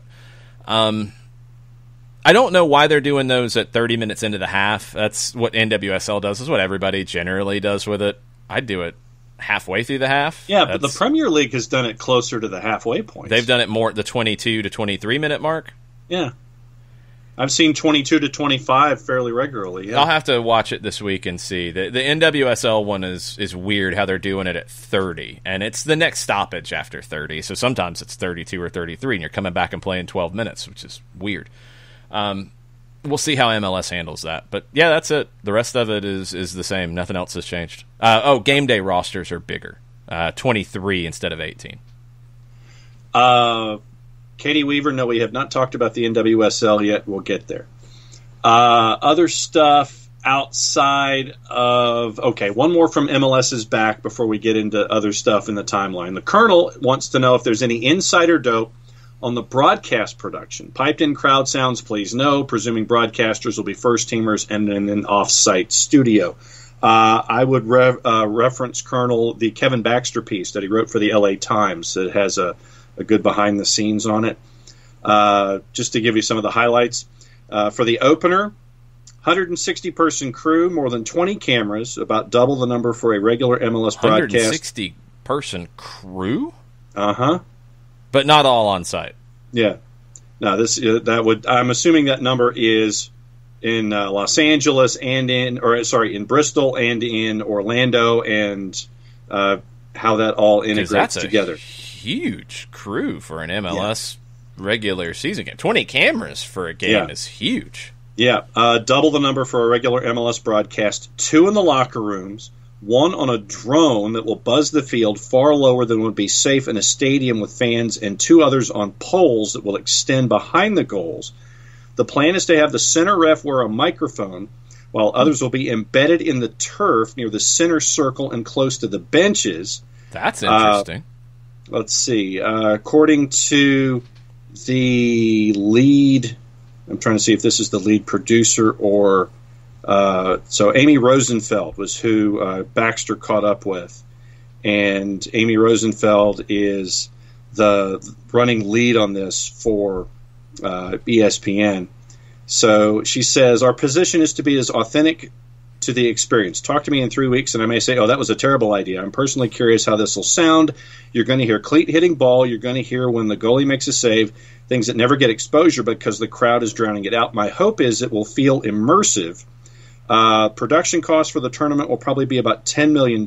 Some of that money will go into the health and safety measures, given that the tournament's in the middle of the pandemic. Rosenfeld says 80% of my meetings have been about that and not about the number of cameras we're going to use. Don Garber has likened the games to a studio show in which the sights and sounds can largely be controlled just as they can on a Hollywood soundstage, and that's allowed the league and the broadcast partners to push an envelope. Most creative element for viewers at home, one side of the field will appear to be an animated stadium with advertisements running along the edges, while a virtual jumbotron, also visible only on TV, will rise from behind both goals and occasionally at midfield. The technology is similar to what TV weathercasters use when they stand before the green screen, point to a map that no one can see. I've seen Mexican broadcasts that do that more like outside of the gameplay. Yeah. A lot of times, like coming out of the halftime break, stuff like that, they'll superimpose things. I'm curious to see what it'll look like. It's been weird to see some of the different ways that people have tackled this around the world. Like, I don't like what La Liga's done. It looks bizarre to me in terms of like it's superimposing FIFA video game graphics. But I did like what 2DN did with their Mexican Cup stuff that they did over the weekend. That looked different and looked really good. Yeah. ESPN also, Colonel, not planning on using fake crowd noise. Yes. Albeit, it will be on a 7-second delay. That's fine. To guard against coarse language. But like that, it's an experiment subject to change. So that's your early returns on what you're going to see, Colonel, from the ESPN broadcast. All right. Is that going to be? Should that be our sounder going into anything Austin FC? Yeah, I think it's going to have to be, unless we find a different McConaughey one, which I'm sure there's some other good clips to use too. But that's pretty good. Yeah. So, Colonel, that was the biggest news. Read the Kevin Baxter piece in the LA Times. Mm-hmm. If you go through Twitter, it does, unless you've already blown your number of articles per month. You go through the Twitter account for Kevin Baxter, it links you directly to it, and you can read it that way without needing any kind of a subscription or anything like that. Yeah, that was how I got it. Okay, I'm going to need some background on this. John Nason on an Overreaction Monday. He says, does Matt Doyle ever really go back and listen to what he says and writes? Just curious. Do you need background on what background do you need? I didn't know if there was something new. I'm just wondering if there was a new evergreen tweet if I've ever heard one. I don't know. Look, I mean, I get it. There's an entertainment factor in there. There is, and you have to understand that. Sometimes does it feel forced? Yeah, it does, and that hurts credibility in a way when it feels like you're playing that character, and he's got to play that character. Like that's, I guess, what he's being asked to do, or it's just what he's settled into. And there's far more that Matt writes that I enjoy than what I don't enjoy. So I can deal. Does it drive me crazy, some of the things that get said for effect? Yeah, because a lot of times it comes off as playing debate, and that's not cool. He puts out a ton of stuff, so it's like we get frustrated with things that get said, and look, obviously here in this market, people are going to get more frustrated because that's become a cause du jour of Matt's, is let's tweak the Atlanta fans to get clicks and get reaction and all that, and it's effective. I mean, it works, so we deal with it more. But I don't want it to be like everything he does is garbage, because it's not by any stretch. Matt does a ton of great work covering the league and introducing elements of stories in the league and just deeper dives into things. I mean, I read his weekly wrap-up every week. I read his weekly preview every week. I don't always agree with every element of it, but I read it every week because it's as good as there is out there. Yeah. So I don't think he goes back to read some of it, because I think he knows a lot of times when he's saying something for effect, he knows exactly what he's doing. He knows exactly what he's doing to tweak people and the reaction he wants to get. And it's pretty successful, I guess. So, yeah. And the thing I'll give Matt a ton of credit about is whenever there is pushback on it, he gets it. He understands. I've never seen him act childish about people calling him out or questioning him about it, because he knows what his role is. I mean, he is, I guess this is a fair word to use in MLS conversation, he's a provocateur. He definitely will say things to get people to react. Yep. And when people react, he doesn't take it personally. And you shouldn't take when he writes something personally. It's part of the game. I wish he didn't go to that well as often as he does, but I don't know if he's being asked to do that or not, because he's been doing it for a long time in terms of what he does with his writing, and I'm sure he gets really good numbers. So, it is what it is. Have fun with it. All right, other MLS-y stuff. Both Five Stripe follower and Ricky Ricardo are going down this particular topic. What are these crazy rumors of Messi to the Galaxy? Crazy rumors? That's what they are? Because I'd heard the Messi to Manchester City. I had not heard Messi to the Galaxy. You make up any club you want and say Messi there, and you're going to get clicks. That's it. That's it. I have not seen specifically anything more than, he said he's not going to do his contract again after 2021, so, he's going to go to the LA Galaxy. Well, what makes you think that? Whoa. Well, that's not an answer. What is that? That's just a weird noise. Oh. Yeah. According to Telemundo Deportes on Twitter. Okay. According to the Argentine newspaper Clarín, Messi already has had an approach with Guillermo Barros Escaloto. Well, I'm sure. Hey, how's it going? How's your Monday? Guillermo is a legendary player from Argentina. Last time I checked, Lionel Messi was from Argentina. Last time I checked, if you are a manager in the world, you would like to have Lionel Messi in your team. So, yeah, if you've got his number, I'm sure when that news comes out about, he's not so happy in Barcelona, you're going to give him a call, shoot him a text, and say, hey, how's it going, buddy? How you doing? You like Los Angeles?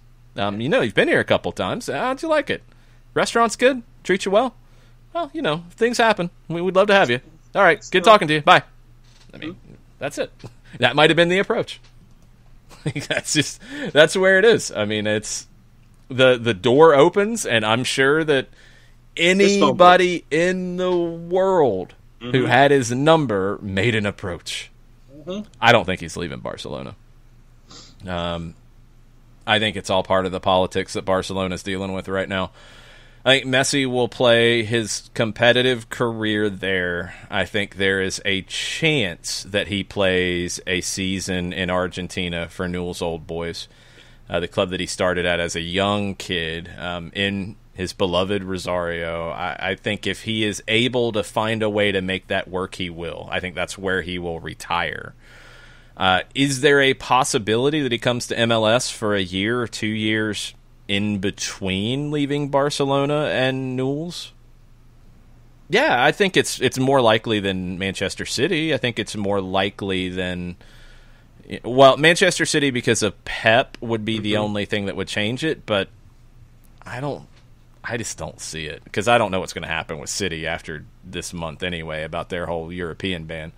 A week from today. I think it's far more likely that he stays in Barcelona until he plays a season at Newell's, or he stays at Barcelona, comes here for 18 months, plays half of the first season he comes here, and then a season here, and then plays a year at Newell's, or even 6 months at Newell's. That might work out to where it goes that way.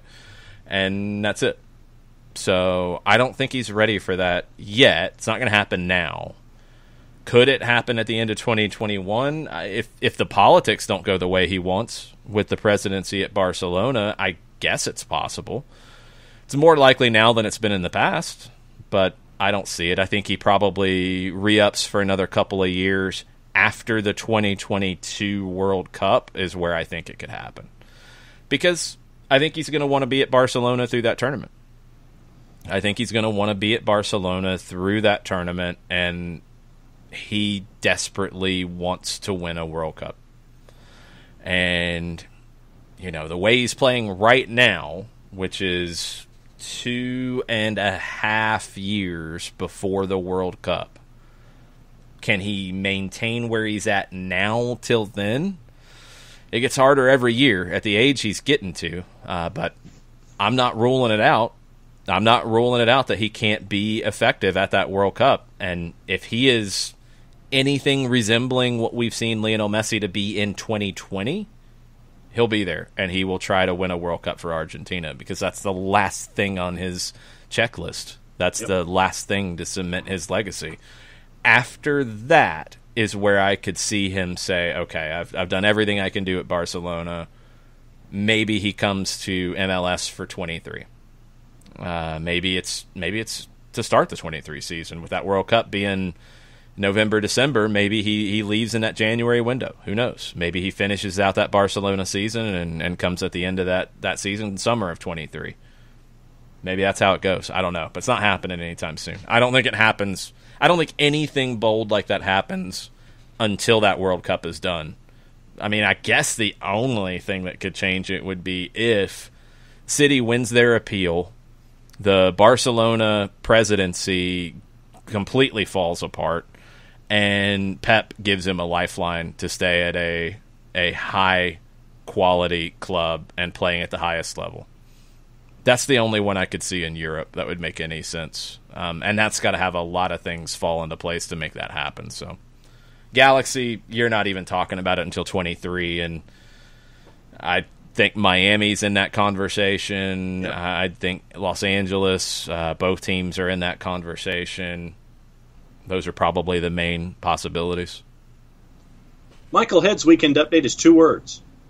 Okay. Miggy Pulisic. That is all. That's fine. Yeah. That's how it goes. Newcastle didn't really have a good day, though. No. Draw that they should not have had, eh? Nope. But good goal from Miguel Almiron. And, I mean, Christian Pulisic has been as good of a player as Chelsea's had for a while now. So, Oh, it's too much for him. He can't handle the level. Oh, no, he can't play there. He's an American. He's not good enough. Well, he is, and he's shown it, and you can shut up now. And he's just a Premier League player. Yeah. He's a Premier League talent. He's one of the most talented players in the league right now, and you hope he can continue to maintain it. That's the reality. Ricky Ricardo wants to know who that trash English reporter was who disparaged Mickey a while back. Bet he looking real foolish now. Yeah, I would hope so. Who was it? It was a former player who was saying really silly, foolish stuff. I don't know. A couple quotes. Tyler Wolff speaking to the media this morning. Mike Conti's got these on Twitter. Tyler Wolff says, the food's been good in the bubble. I don't see much wrong. Everything looks clean. Looks nice. Okay. Omar Gonzalez might want to fight him, but, just saying. Other quotes. Overall, it's pretty safe. There have been some cases go around that I've seen on Twitter, but I think they've done a good job with the protocols. Clubs are not interacting with each other. That's how it's supposed to go.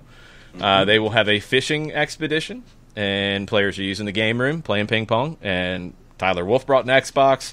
I can imagine that superstar FIFA player Franco Escobar brought an Xbox.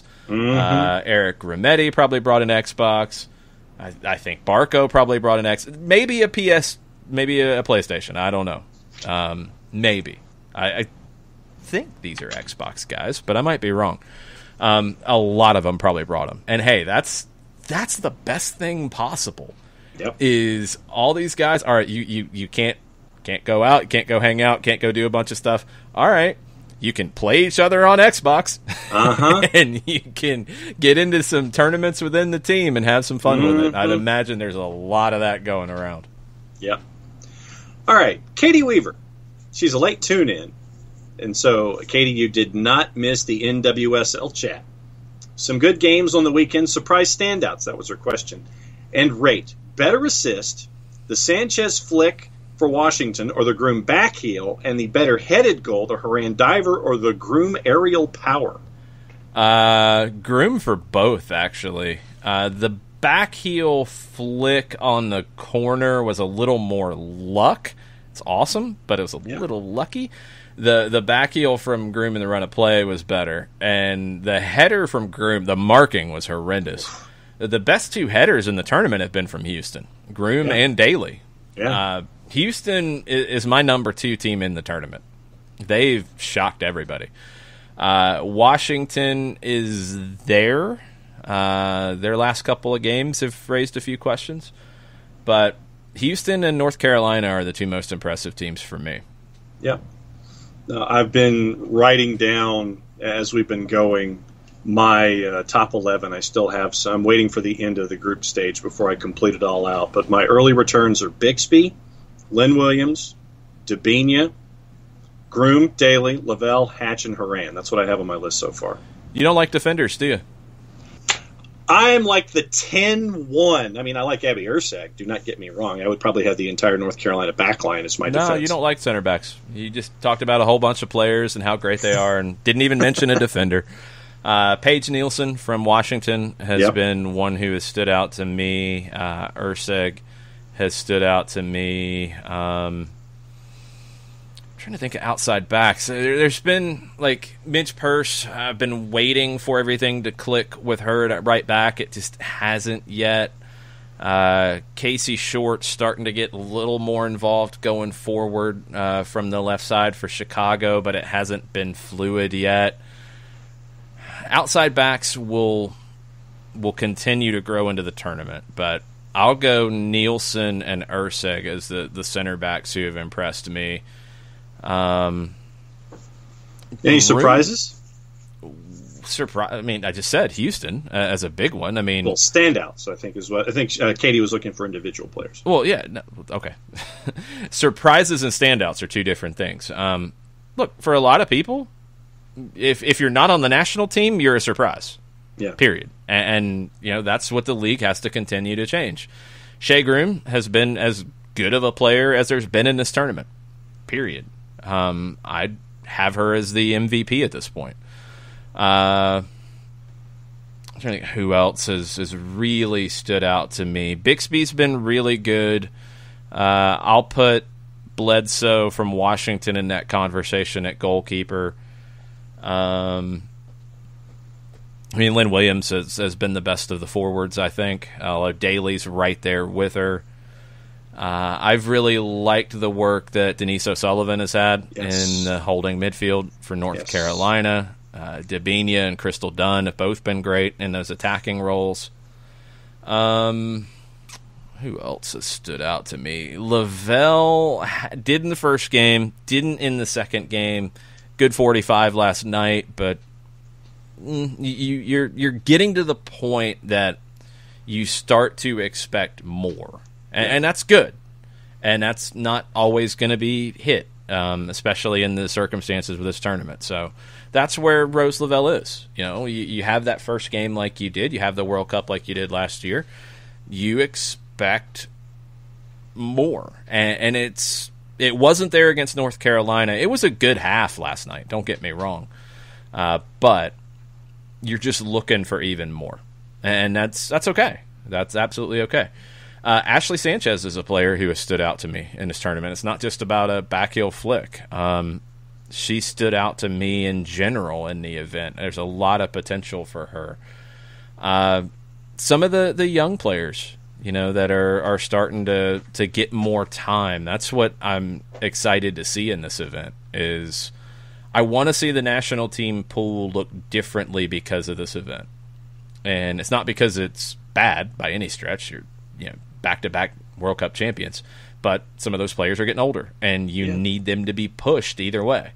So, I want to see Shea Groom push into that conversation and get those opportunities. So, hopefully we'll see more of that as the tournament goes on. Yeah, Tiara King is another one that stands out for me. Got to get on the field to start. I don't think you can say that just honestly, one goal and one other substitute appearance. Tiara King is a player that has potential, but she's got to lock down a starting spot first before you start putting that on her. It's not fair to do that. So that's the thing. I'm just saying I like what I've seen so far, but I wasn't. You haven't seen anything. You haven't seen anything, John. That's something that happens in the women's game because we don't see it week in and week out, and it's something that I think the conversation has to change about. If you had a Ziara King type player in MLS, you're talking about, and we're not going to go the college route because it's different with men and women. She was effective at the college route because that was the development pathway. That is the development pathway for the women more often than the men. So let's say it's an academy player who has come up through USL, for example, and come in, and has just made a couple of substitute appearances. That's it. You wouldn't get hyped up about that in MLS. One goal in a couple of substitute appearances. You wouldn't have that hype train. We can't do that on the women's side either because it's not fair to the athletes. It increases the expectation a little bit too high sometimes. She's got to lock down a starting spot before we can get to that. And it's not going to be easy because Utah's a good team. I thought she would have done that by now. And I don't know why that hasn't happened with Kristen Press out. Has it just not been there in training? Has it not been there consistently? Are there still things you're working through? Or are you just trying to bring her along slowly? Those are the conversations I want to see had on the women's game more. Other than just, she's good and she's new and played 90 minutes every game. That's, you got to grow into it at the professional level. And it's not easy. It's not easy making the jump from USL to MLS. It's not easy making the jump from college to the NWSL. We just got to keep things, I think, hype trains and such, we've got to keep them in check sometimes. And on the women's side, maybe it's because the league isn't talked about the same way. That can get out of whack. Just like for Rose Lavelle. Rose Lavelle has made that jump to write her in Sharpie on the lineup sheet for the U.S. women's national team. She's that player now. I think she's one of the best players in the world. But in the league. Now she's got to carry a team more than she's been asked to, and that needs to be part of the conversation. You know, it's not good enough to just be good with the national team, not for the women's game to grow. You've got to perform at the club level. You've got to have those performances week in and week out. The club game's not just there to stay healthy, not just there to stay in shape. It's your performances there have to be a huge part of it. And that's what I want to get the NWSL to. I really hope that they get to that point where, just like we talk about Zach Steffen emerging with the Columbus Crew, and he should be on the national team, and he should be starting. Why? Because of what he's done for Columbus. That's where we need to get to on the U.S. women's national team. Shea Groom, in this tournament, she should absolutely be part of the conversation. She should be part of that conversation with the U.S. women's national team coming out of this tournament. Unless it all falls apart in the rest of the tournament. But so far, she should be part of that. And others who are in that conversation now and are not performing well, that should be brought up too. And that should be part of the conversation. So I hope the women's game becomes more well-rounded with that conversation. It'll raise the level. It'll raise the level and the interest in the league, and you need both. So I want to see Ziara King get the opportunity. I want to see her start. I want to see what she can do in 90, because I don't know where she is as a professional yet. We didn't really see much of her involvement in Utah's last match, and she had a great moment with the goal to equalize late in a match. That's it so far. That's all. Why is that all? These are the things we want to see through the rest of the tournament. Jarrett has chimed in, and he's voting for the Sanchez flick over the Groom back heel. I think it's more luck. I mean, it's all what you like. There's not a right answer here. I mean, it's like saying, what goal is the best in the world? We're going to have 20 different ones, and we're going to fight about it. It's just, personal preference. I think it was more luck. I think she caught it just right. I like a back heel in the run of play more, because I think there's a different level of thought about it. Like the back heel that Benzema had here recently that echoed the back heel from years ago that Guti had to Benzema. Back heels like that, for me, are more difficult to pull off. Where it's a set piece and you're just trying to get a flick on it. You're just trying to get a touch, and you're not necessarily placing it. And hey, it worked. It's a great header from Sam Staub on the other end of it, but a little bit of luck.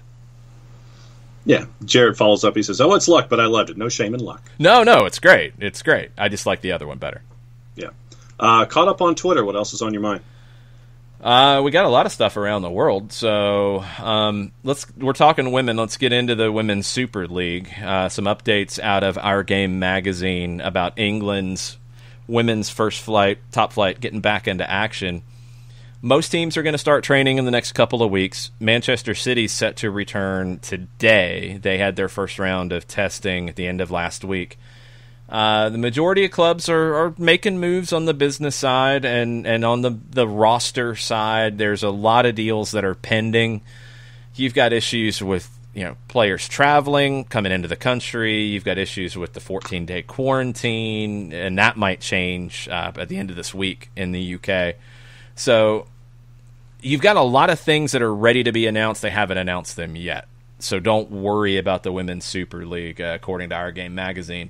Also said it's possible that you'll see some NWSL players go to England on loan before coming back for the 2021 preseason. They could go after the Challenge Cup. Not all that likely, but you could see some of that. Swiss Ramble on Twitter had a thread about the finances with the Women's Super League. It was interesting. In 2018-19, because that's the last complete year where they've got access to some of the books, it's different club to club. Some fold things into just a overall club financial report. Some break out the women's team and the men's teams. Chelsea had the largest amount of expenses in 2018-19, £4.9 million. Liverpool spent just £1.4 million, and it's not a surprise from what we've heard from Liverpool, who've been relegated to the Championship next year. Teams have a salary cap in the league of 40% of turnover, but it's soft because that turnover can include funding from your parent company. You can put money in to be able to spend more, etc. Reading, when you look at their losses on the women's side, and this is not a huge club on the men's side, so you have to look at the women's side a little closely. 2015, they lost £185,000. 2019, they lost £1.2 million. Now, they're spending a lot more, and that needs to be understood too, because the Women's Super League as a whole is spending a lot more. Players are being paid better. This is a good thing. But losses of over £1 million are not good. If Reading's losing £1.2 million and Liverpool at the bottom end of the spending was only spending 1.4, you can start to figure out that that's not a great situation. Revenue grew to £277,000 over that 5-year time frame. So if they lost 1.2 and they only brought in 277, expenses rose by a third over that time frame. So expenses rose $381,000 per year, I'm assuming here, and revenue grew only by 13. Yeah. Mm-hmm. It's something to worry about because of what all these clubs are facing now. And a club like Reading is at more risk of this than Liverpool. Liverpool should have been spending more to begin with. Some of the things that they did with the women's team, we've already talked about it. It's a black eye for the club because it didn't look good because they have the money to do it. Reading's in a different conversation. Reading might not have the money to do a whole lot more. And when you get into this situation now where clubs weren't doing great to begin with and they've lost a lot of money because of COVID-19, well, hopefully with the money that has been put into the women's game, and FIFA's talking about that as well, you don't see clubs cut that in England and in other leagues in Europe, but these numbers are important, so that gives you a little bit of a expectation. I don't know how that compares to the NWSL. I'd be curious to know that. I have not seen these kinds of numbers for the NWSL in terms of what expenses typically run. You know, what do revenues typically run in the NWSL, and are they comparable? It's been a question as you look at leagues around the world spending more. Are they spending a whole lot more than the NWSL? Are they going to be able to spend more now? Is that going to change? We don't know. I went down that rabbit hole. I'm trying to see if there's anything involving NWSL expenses. So I'm trying to see if anything like that exists in any kind of an article. So that's where I went when you started mentioning it. That's where I started to go. Yeah, I have not seen it yet. One more on the women's side, and it's our favorite philanthropist, James Anderson of Scotland, back to the rescue. Glasgow City, which is a women's club that won qualification to the Champions League this year, they were not going to be able to do it. I mean, this is an independent club in Scotland. They were not going to be able to play in the Champions League in August. They will now, thanks to James Anderson coming in and making money available to do that. They play a one-off quarterfinal against Frauen-Bundesliga champions Wolfsburg in San Sebastian on August 21st. Scottish champions return to training this weekend. They weren't going to be able to do it because of the costs of coronavirus testing and the new protocols. On Thursday, midfielder Leanne Crichton said that it sounded impossible. And now, because of Anderson, they're going to be able to do it. They also, in Scotland, an anonymous benefactor, don't know if it's Anderson again or not, made a £100,000 donation to help the third tier in Scotland, outside of the Premiership and the Championship. So, great to see the Scottish women's game, who sometimes gets lost in the shuffle. They made the World Cup this past time around, and they were really close to getting to the knockout round. It's good to see the growth on the women's side continue there, and for Glasgow City to be able to play in the Champions League that they had earned. Salary cap for NWSL, they have not disclosed revenues. Still looking for that. Salary cap of $421,000 a team in 2019. The minimum league salary is $16,538. The max $46,200. Yeah, it doesn't really help us with the overall expenses and stuff. That's what we were trying to figure out. So, Yeah. It sounds like women's Super League teams are generally spending more. Now, will they continue that? We'll have to find out. So, what else we got? We got anything else on Twitter? We got anything else you want to jump into? We are caught up on Twitter. Really, for those that haven't had the chance to take a look at it, look up the Wiggins story because it is absolutely crazy. Oh, boy. Hold that thought. We'll get to that in a second. So let's finish on Twitch before we get to that because we got to talk about Wiggins in some detail. Go. Calm down. It's okay. I'm just trying to make sure we get Twitch first. It's not anything crazy. Relax. Go for it. Okay. ESPN headlines have been clickbait, according to Adam from 816. Yeah, hard to argue. Mr. Fantastic, any update on the Eric Lopez deal? Nope, nothing. It's not going to factor in for this tournament. So, could you announce it in August? Yeah. Could you announce it anytime between now and then? Maybe. But yeah, nothing, no updates that I've seen. Shooter McGavin comes in and says, "Go Revs. The Revs will destroy all enemies, foreign and domestic." Wow. Shooter. That's morning. that's a big call. Mr. Fantastic asks how good Tyler Wolff is and could he fight for a starting spot? No. He's not fighting for a starting spot. And we got to be realistic. I mean, Tyler Wolff's 16. Is he 17 now? Or is he 17? 17-year-old who has not played professionally under contract yet. He's got one USL game under his belt. He's not going to come in and beat out Adam John, J.J. Williams, Pity Martinez, Mateo Sosetu. It's not fair to expect it. He's a young player who will have a chance to grow. He's got the tools. I think he's got the soccer IQ, but we can't expect new professional signings to compete for starting roster spots in this league. The league has gotten far better than that, and that's a good thing. It's not even saying that like you're not developing good enough talent. It's saying that the league has gotten to the point that you don't walk in as a teenager and start. When it happens, it's special. It really doesn't happen. So that's okay. That's a good thing. You want to see him grow. I'd love to see him get a little bit of time here and see how he handles it. I think we'll mostly see him with Atlanta United 2 after this tournament. And that's where he'll get starting matches and opportunities to play significant minutes.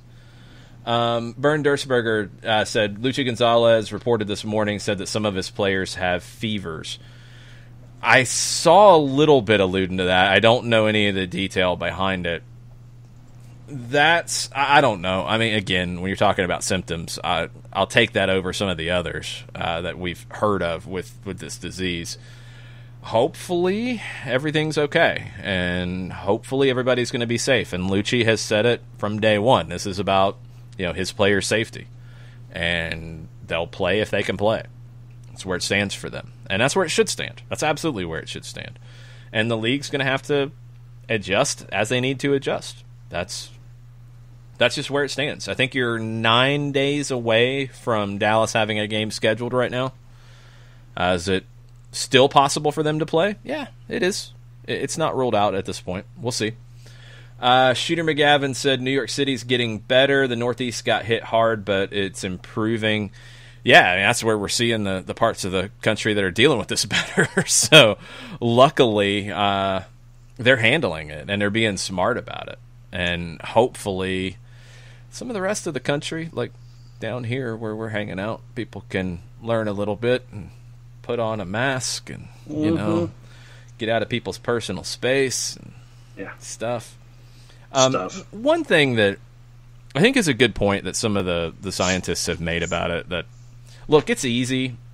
You see on Twitter, you see on Instagram, the beach parties, or I don't remember where the one was where people were in looked like dirty water dancing, and I'm like, man. there was the one that was, I think, in the beaches of Michigan near South Bend or something, like an hour away from Notre Dame. It might have been Michigan. I think it was the water looked at it. I wouldn't want to get in that no matter what.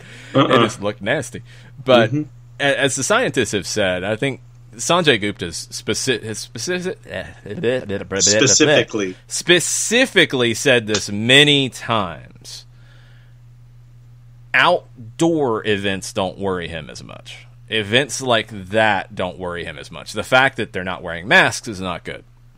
But the outdoor events don't worry him as much as people going to dinner in a crowded restaurant. That's where he's more worried. Keep that in mind. I don't like to see any of it right now. I'm not doing any of it. I've had people say, you want to go grab a beer? You want to go do this? Nope. I'm good. Nope. I'm good. I will buy a 6-pack and I will sit here at home and drink a beer as I watch the NWSL. Right there with I'm just not risking anything because I want to work. I got stuff to work coming up, thankfully, and I hope that I get to work them, and I don't want to risk any of that. So we're all figuring this out as we go. But, hopefully people around here get over this whole thing about masks. There's just nothing to go on with it anymore. I don't know why it's even being questioned anymore. Put a piece of cloth over your mouth and nose. It's okay. It's not that big of a deal. I'm still surprised that some stores I go to, it's half a half. Yeah. It's 50-50. I don't go to those stores if I can help it. I go to stores where I've had better success with it. So, I don't know. We're all figuring it out. But, yeah, I hope some people do learn from what New York City went through, what the Northeast went through, and get better with all of this. Joey Logan, about the whole hydration break thing, I'd ask MLS referee stats because they follow a lot of this closely last night on Twitter, kind of where things stand, and he said that they're using, NWSL is using the recommendation from NFHS, which governs college games. No, NFHS does not govern college games. I think we're getting mixed up on our acronyms, Joey. The college rules, I think, are from NYSOA, if I remember right. And they say between 25 and 30 minutes do the hydration break. NFHS would be high school, and I don't know what their hydration break policy is.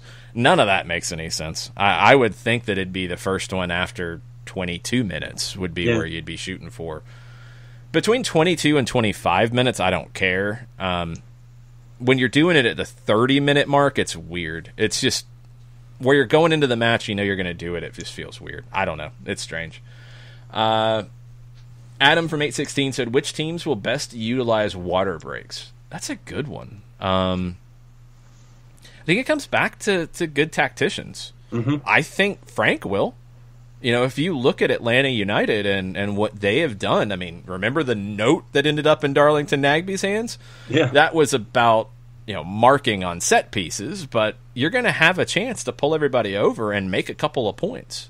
So, we've seen in matches last year, Frank de Boer call Darlington Nagbe over to the bench multiple times during the season to tweak something. To tweak what he wanted him to do, or to tweak the midfield a little bit and pass on a message, you're going to get a chance to do it. And if it's late, if it is at the 30-minute marks, okay, the late part of the first half might not be as impactful. You get a water break at 75-minute mark, and you're either chasing a game or you're trying to close a game out. If you're a manager who is strong with tactics, you could make some really important things happen in that water break. So I'm looking at Frank de Boer. I'm looking at somebody like Bruce Arena, who's a little different. He doesn't get as much credit for tactics. A little more of a man manager, but his tactical moves are good. He's done well with that. So if he gets an opportunity to impact a match late, I like that. I think Peter Vermes will do well with it. Managers who make tweaks, I think, will benefit from it. I think our friend Dome Tarrant would have loved it if he had the opportunity to have that. We'll see how Ronnie Dyla handles it. The Colonel was asking for a link to the Baxter article. He was trying to get his searching saved. Maybe he found it, though. Otherwise, you can help him out with that.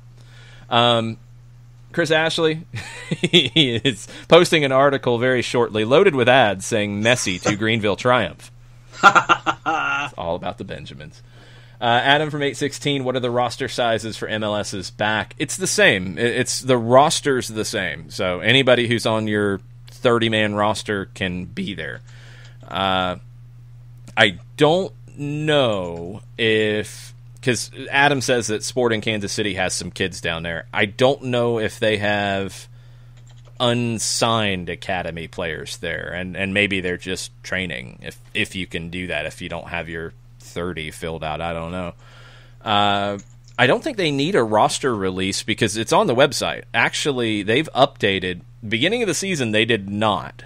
But they have updated on MLSsoccer.com the roster designations now. So you know how many senior roster spots you have, you know what supplemental roster spots you have, you know your international slots, all those kinds of things.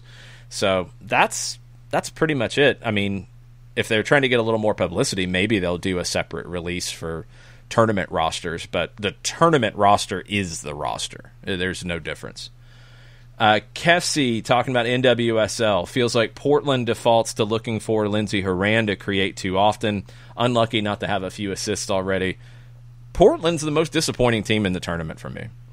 They've only got a couple of shots on target, let alone goals. Yeah. Like, they're just not creating very much. Even last night, where the first half, they had a lot of the play. They had one shot on target. They're not getting anything out of it. And it gets a little predictable at times. Horan makes it happen for them. Now, maybe if they had Tobin Heath, it would be a little bit different, but it is too much, too reliant on Lindsey Horan. They've got to get a little bit of support. Lucy was a player that had an opportunity with Tobin Heath out to do more, and she just hasn't quite gotten there. She's had a couple of chances inside the 18, hasn't put it on frame. It just feels like they're not creating enough, and they're a team that I expected more from. Horan can't carry them totally. Kefsey about Ziara King. We haven't seen much of King. You can't say much from the last game, late sub on some hold-up play with the lead, but few minutes. Yeah, there really wasn't much to go on from that last one. I expected to see more. We haven't seen a ton. I want to know why. I want to know if it's just she isn't earning the playing time. That can happen with a young player. It's a different kind of training, and we just don't know what the reasons are. I'd like to see her get a start. Bernd Dursberger talking about Lucia Gonzalez. It was an Instagram interview with Nico Cantor, who is also in the bubble. Fevers and headaches. Other players are fine. Hopefully that's the worst of it. I really hope that's the worst of it. Dallas is the one that's the hardest hit. You know, I think if you do the math and nobody's recovered yet to test negative twice to be able to return to training, you're looking at about 16 players.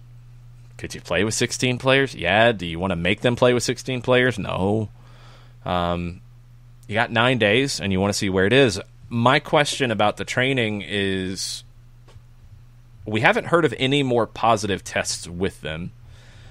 Players would have had to have tested negative multiple times to not be on that list. Why are they being held back from training? Is it just a team decision out of precaution? And if it is, that's fine. Or is there something else? I don't understand that part of it. If there's more to it, that I hope there's not. If not, if you're going to try to play in 9 days, I think you're going to have to get back on the field, or that game's going to be in question. And that's where it gets tricky. It's one thing if you're back in the first game up to the back end of the tournament. You can make that work and still keep the rest of the scheduling in place. If you have to back 2 games up, it gets really hard. I mean, is it impossible? No, probably not. It's going to be difficult. Now, if you look at the time frames, and especially for players who are asymptomatic and are not having problems with this, you know, a couple of weeks, and that's what Dallas is going to be looking at in that, they could be okay for 9 days. But that's going to be the big question: is can they get back on the field? Can they get a week of training in, prepare as a match week for this, and get ready? I think some of the conversation about, well, they haven't trained in 2 days, they haven't trained in 3 days. That happens during the season sometimes. That is not as let's freak out as you might think. It's the Dallas situation where it's extended and it's a larger number. That's where it's more difficult. And we'll see. You wanted to get into the Wigan situation. Yeah, this thing's madness. Like, what it looks like. One, the whole process for buying a team and an owner being vetted is a joke in the football league.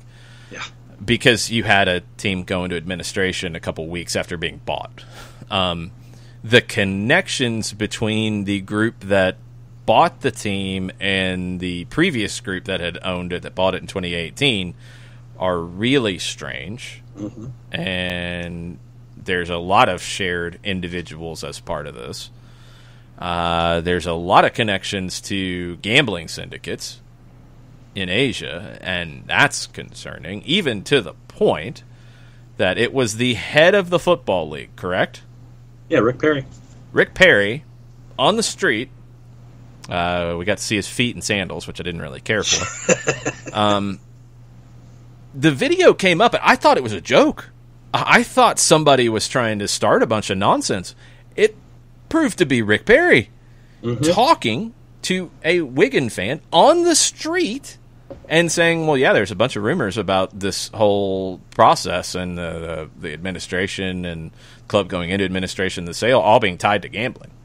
There was reportedly a bet placed on them getting relegated. Yep.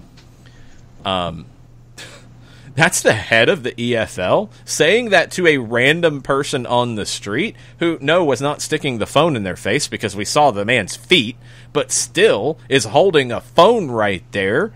Rick Perry, what are you doing, man? Do you not realize that people are going to be recording what you're talking about these days? Yeah. Man.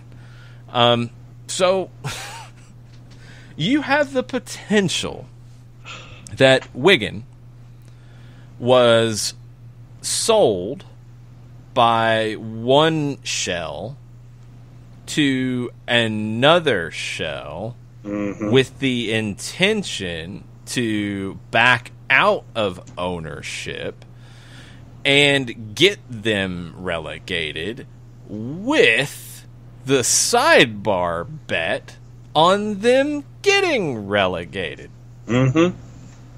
And they had to do something. And they had to do something because when the team was purchased by Shell Company B from Shell Company A, they were 20th in the table. Then they are undefeated in 6 in a row. They come up with a total of 16 points out of a possible 18. They rocket up the table. They won their 3 games since coming back.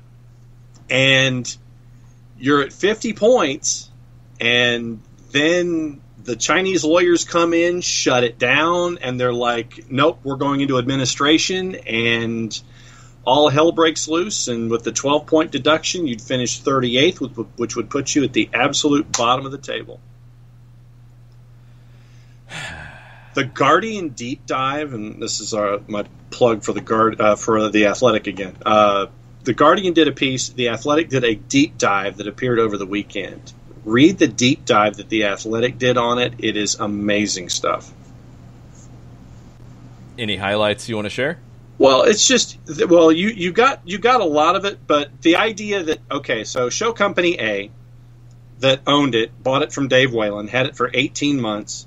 The head of Show Company A, their front man, is a noted gambler, poker player type guy.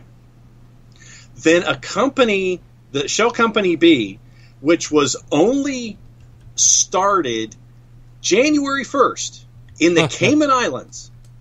Shell Company B was approved and started paperwork in January in the Caymans. they pick it up after only being in existence for 6 months. They're approved by the EFL to pick up Wigan. The approval thing is just a joke. Yeah, it's like you're supposed to show that you can have assets to finish a season if you pick up a team in midseason, and have assets for the next year to cover all of the expenses. And there's thought that the front man for Shell Company B really was the front man for Shell Company A, and that the front man for Shell Company B doesn't exist as a person. This is like Manti Te'o, Leneke Kua stuff that we're talking about. Oh, no. It's like, the Shell Company B might have created an individual who only had 2 Google searches to his name, and one of them was this sale that he was the front man for. Shell Company B made up a fake girlfriend. Yeah, Shell Company B made up a fake dude, apparently. And, hey, yeah, this is the guy who's in charge of our Shell Company B. No. When in reality, he could be the guy who's in charge of Shell Company A, and Shell Company B had a loan agreement with Shell Company A that had an absolutely obscene interest amount attached to it. And that's why Shell Company B was trying to recover $40 million from the sale of the club from Shell Company A. I mean, it is unbelievable. So the Shell Company part, there's still a lot of questions. Okay, how did that work? Was it one person from the first company wanting to go out on his own, got in over his head? Who knows? Was it all a sham to do this whole gambling side, which you have to wonder where that factors in? Mm-hmm. We have not heard all of the details yet. Jared asked who would be a possibility to be sold from Wigan. Well, Anthony Robinson would be the biggest one, who nearly went to Milan, but had a medical issue. Now, that's fine, and everything is good. That came up in the discussion as well. Oh, how did that come up? It was, I forget the context of it, but the sale and the physical that was supposed to happen and thought it was going to be approved, but then all of a sudden it wasn't. So there's a subtext of that in there too. I don't know what subtext that would be, because he was healthy and they identified something in Italy at his physical there, and he's undergone treatment for it and he's fine.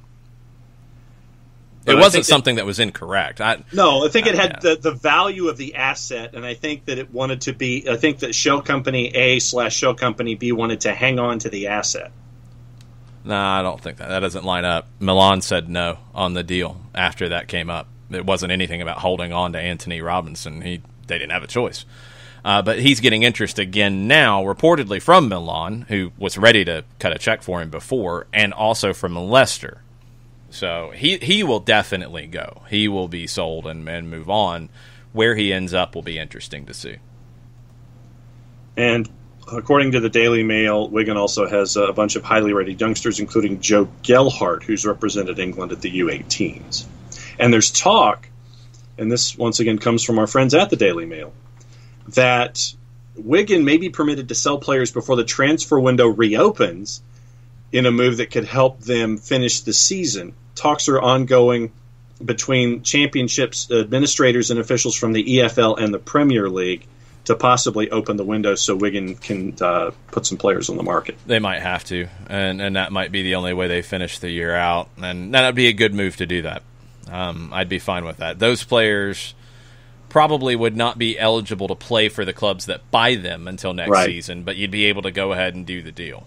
Yes. So do it and get money in if you can, to save the club, and don't sell it to a company that's got less than 6 months of activity and potentially and is shares based in the people. Caymans. I mean, I'm not going to say anything about that because people will do that for tax purposes from a legitimate company. Make sure the company's got a history. If you're going to actually vet them to finish the season out and finish next season out, I'd like somebody that's been around for more than 6 months. Yeah. And make sure that people are real and not Manti Te'o's girlfriend. How about that? Yeah. There was initial discussions that Shell Company B only had a limited ownership interest from Shell Company A, but then it was divulged that it might be as much as 75% of Shell Company B is owned by Shell Company A. So it is Shell Company. This is the EFL not today. This is the EFL when administration was filed. We have been hoodwinked, bamboozled, led astray, run amok, and flat out deceived. Well, That's yeah. Wigan. Not Wigan. That's the EFL. Yeah. Wigan is the one doing the deceiving because of their ownership. The Wigan fandom got deceived. Well, the Wigan fandom didn't have anything to do with it because they've just been along for the ride since the Whalen family had to sell out. Yep. That's the sad thing about it, because the EFL should be looking out for the long-term future of the club and for the supporters that follow it, and they did not do their jobs here. Nope. And that is a big, big problem. And we'll see if Wigan can survive it. Hopefully they can. A couple other things quickly before we go. Kobe Price of the Sun Sentinel in South Florida. Inter Miami is not going to have a front of the jersey sponsor. They haven't gotten it done yet. Paul McDonough said they're in discussions with multiple companies. Expects it to happen this year. Got delayed, obviously, during a pandemic. Conversations have picked up, and there's some new companies that have chimed in since they started talking again. So, good news, hopefully. They don't have it yet. They will.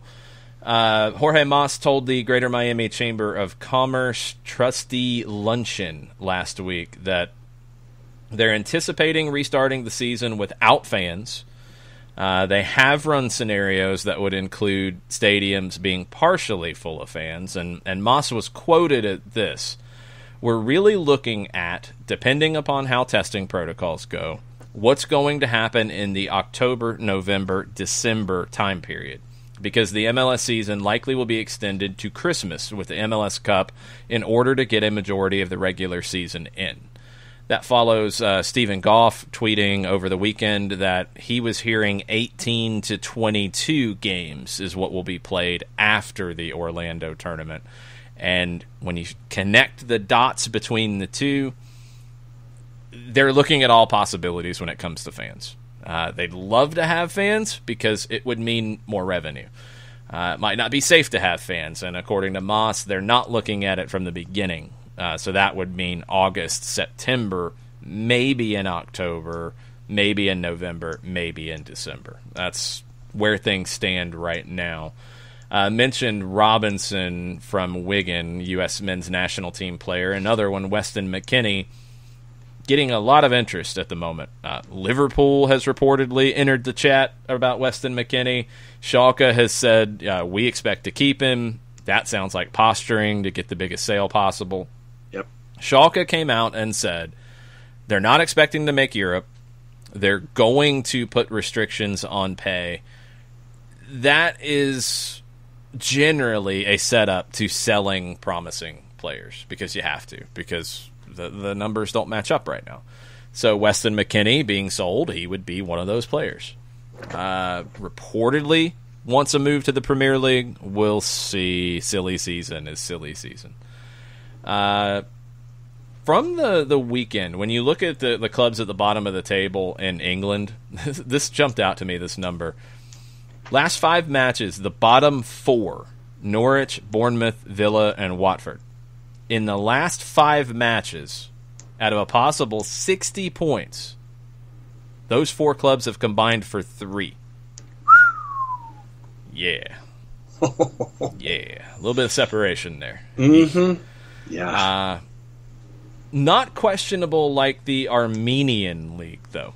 Oh, I heard about this. UEFA, and Reuters reported this. UEFA's involved. Armenian football is an absolute mess.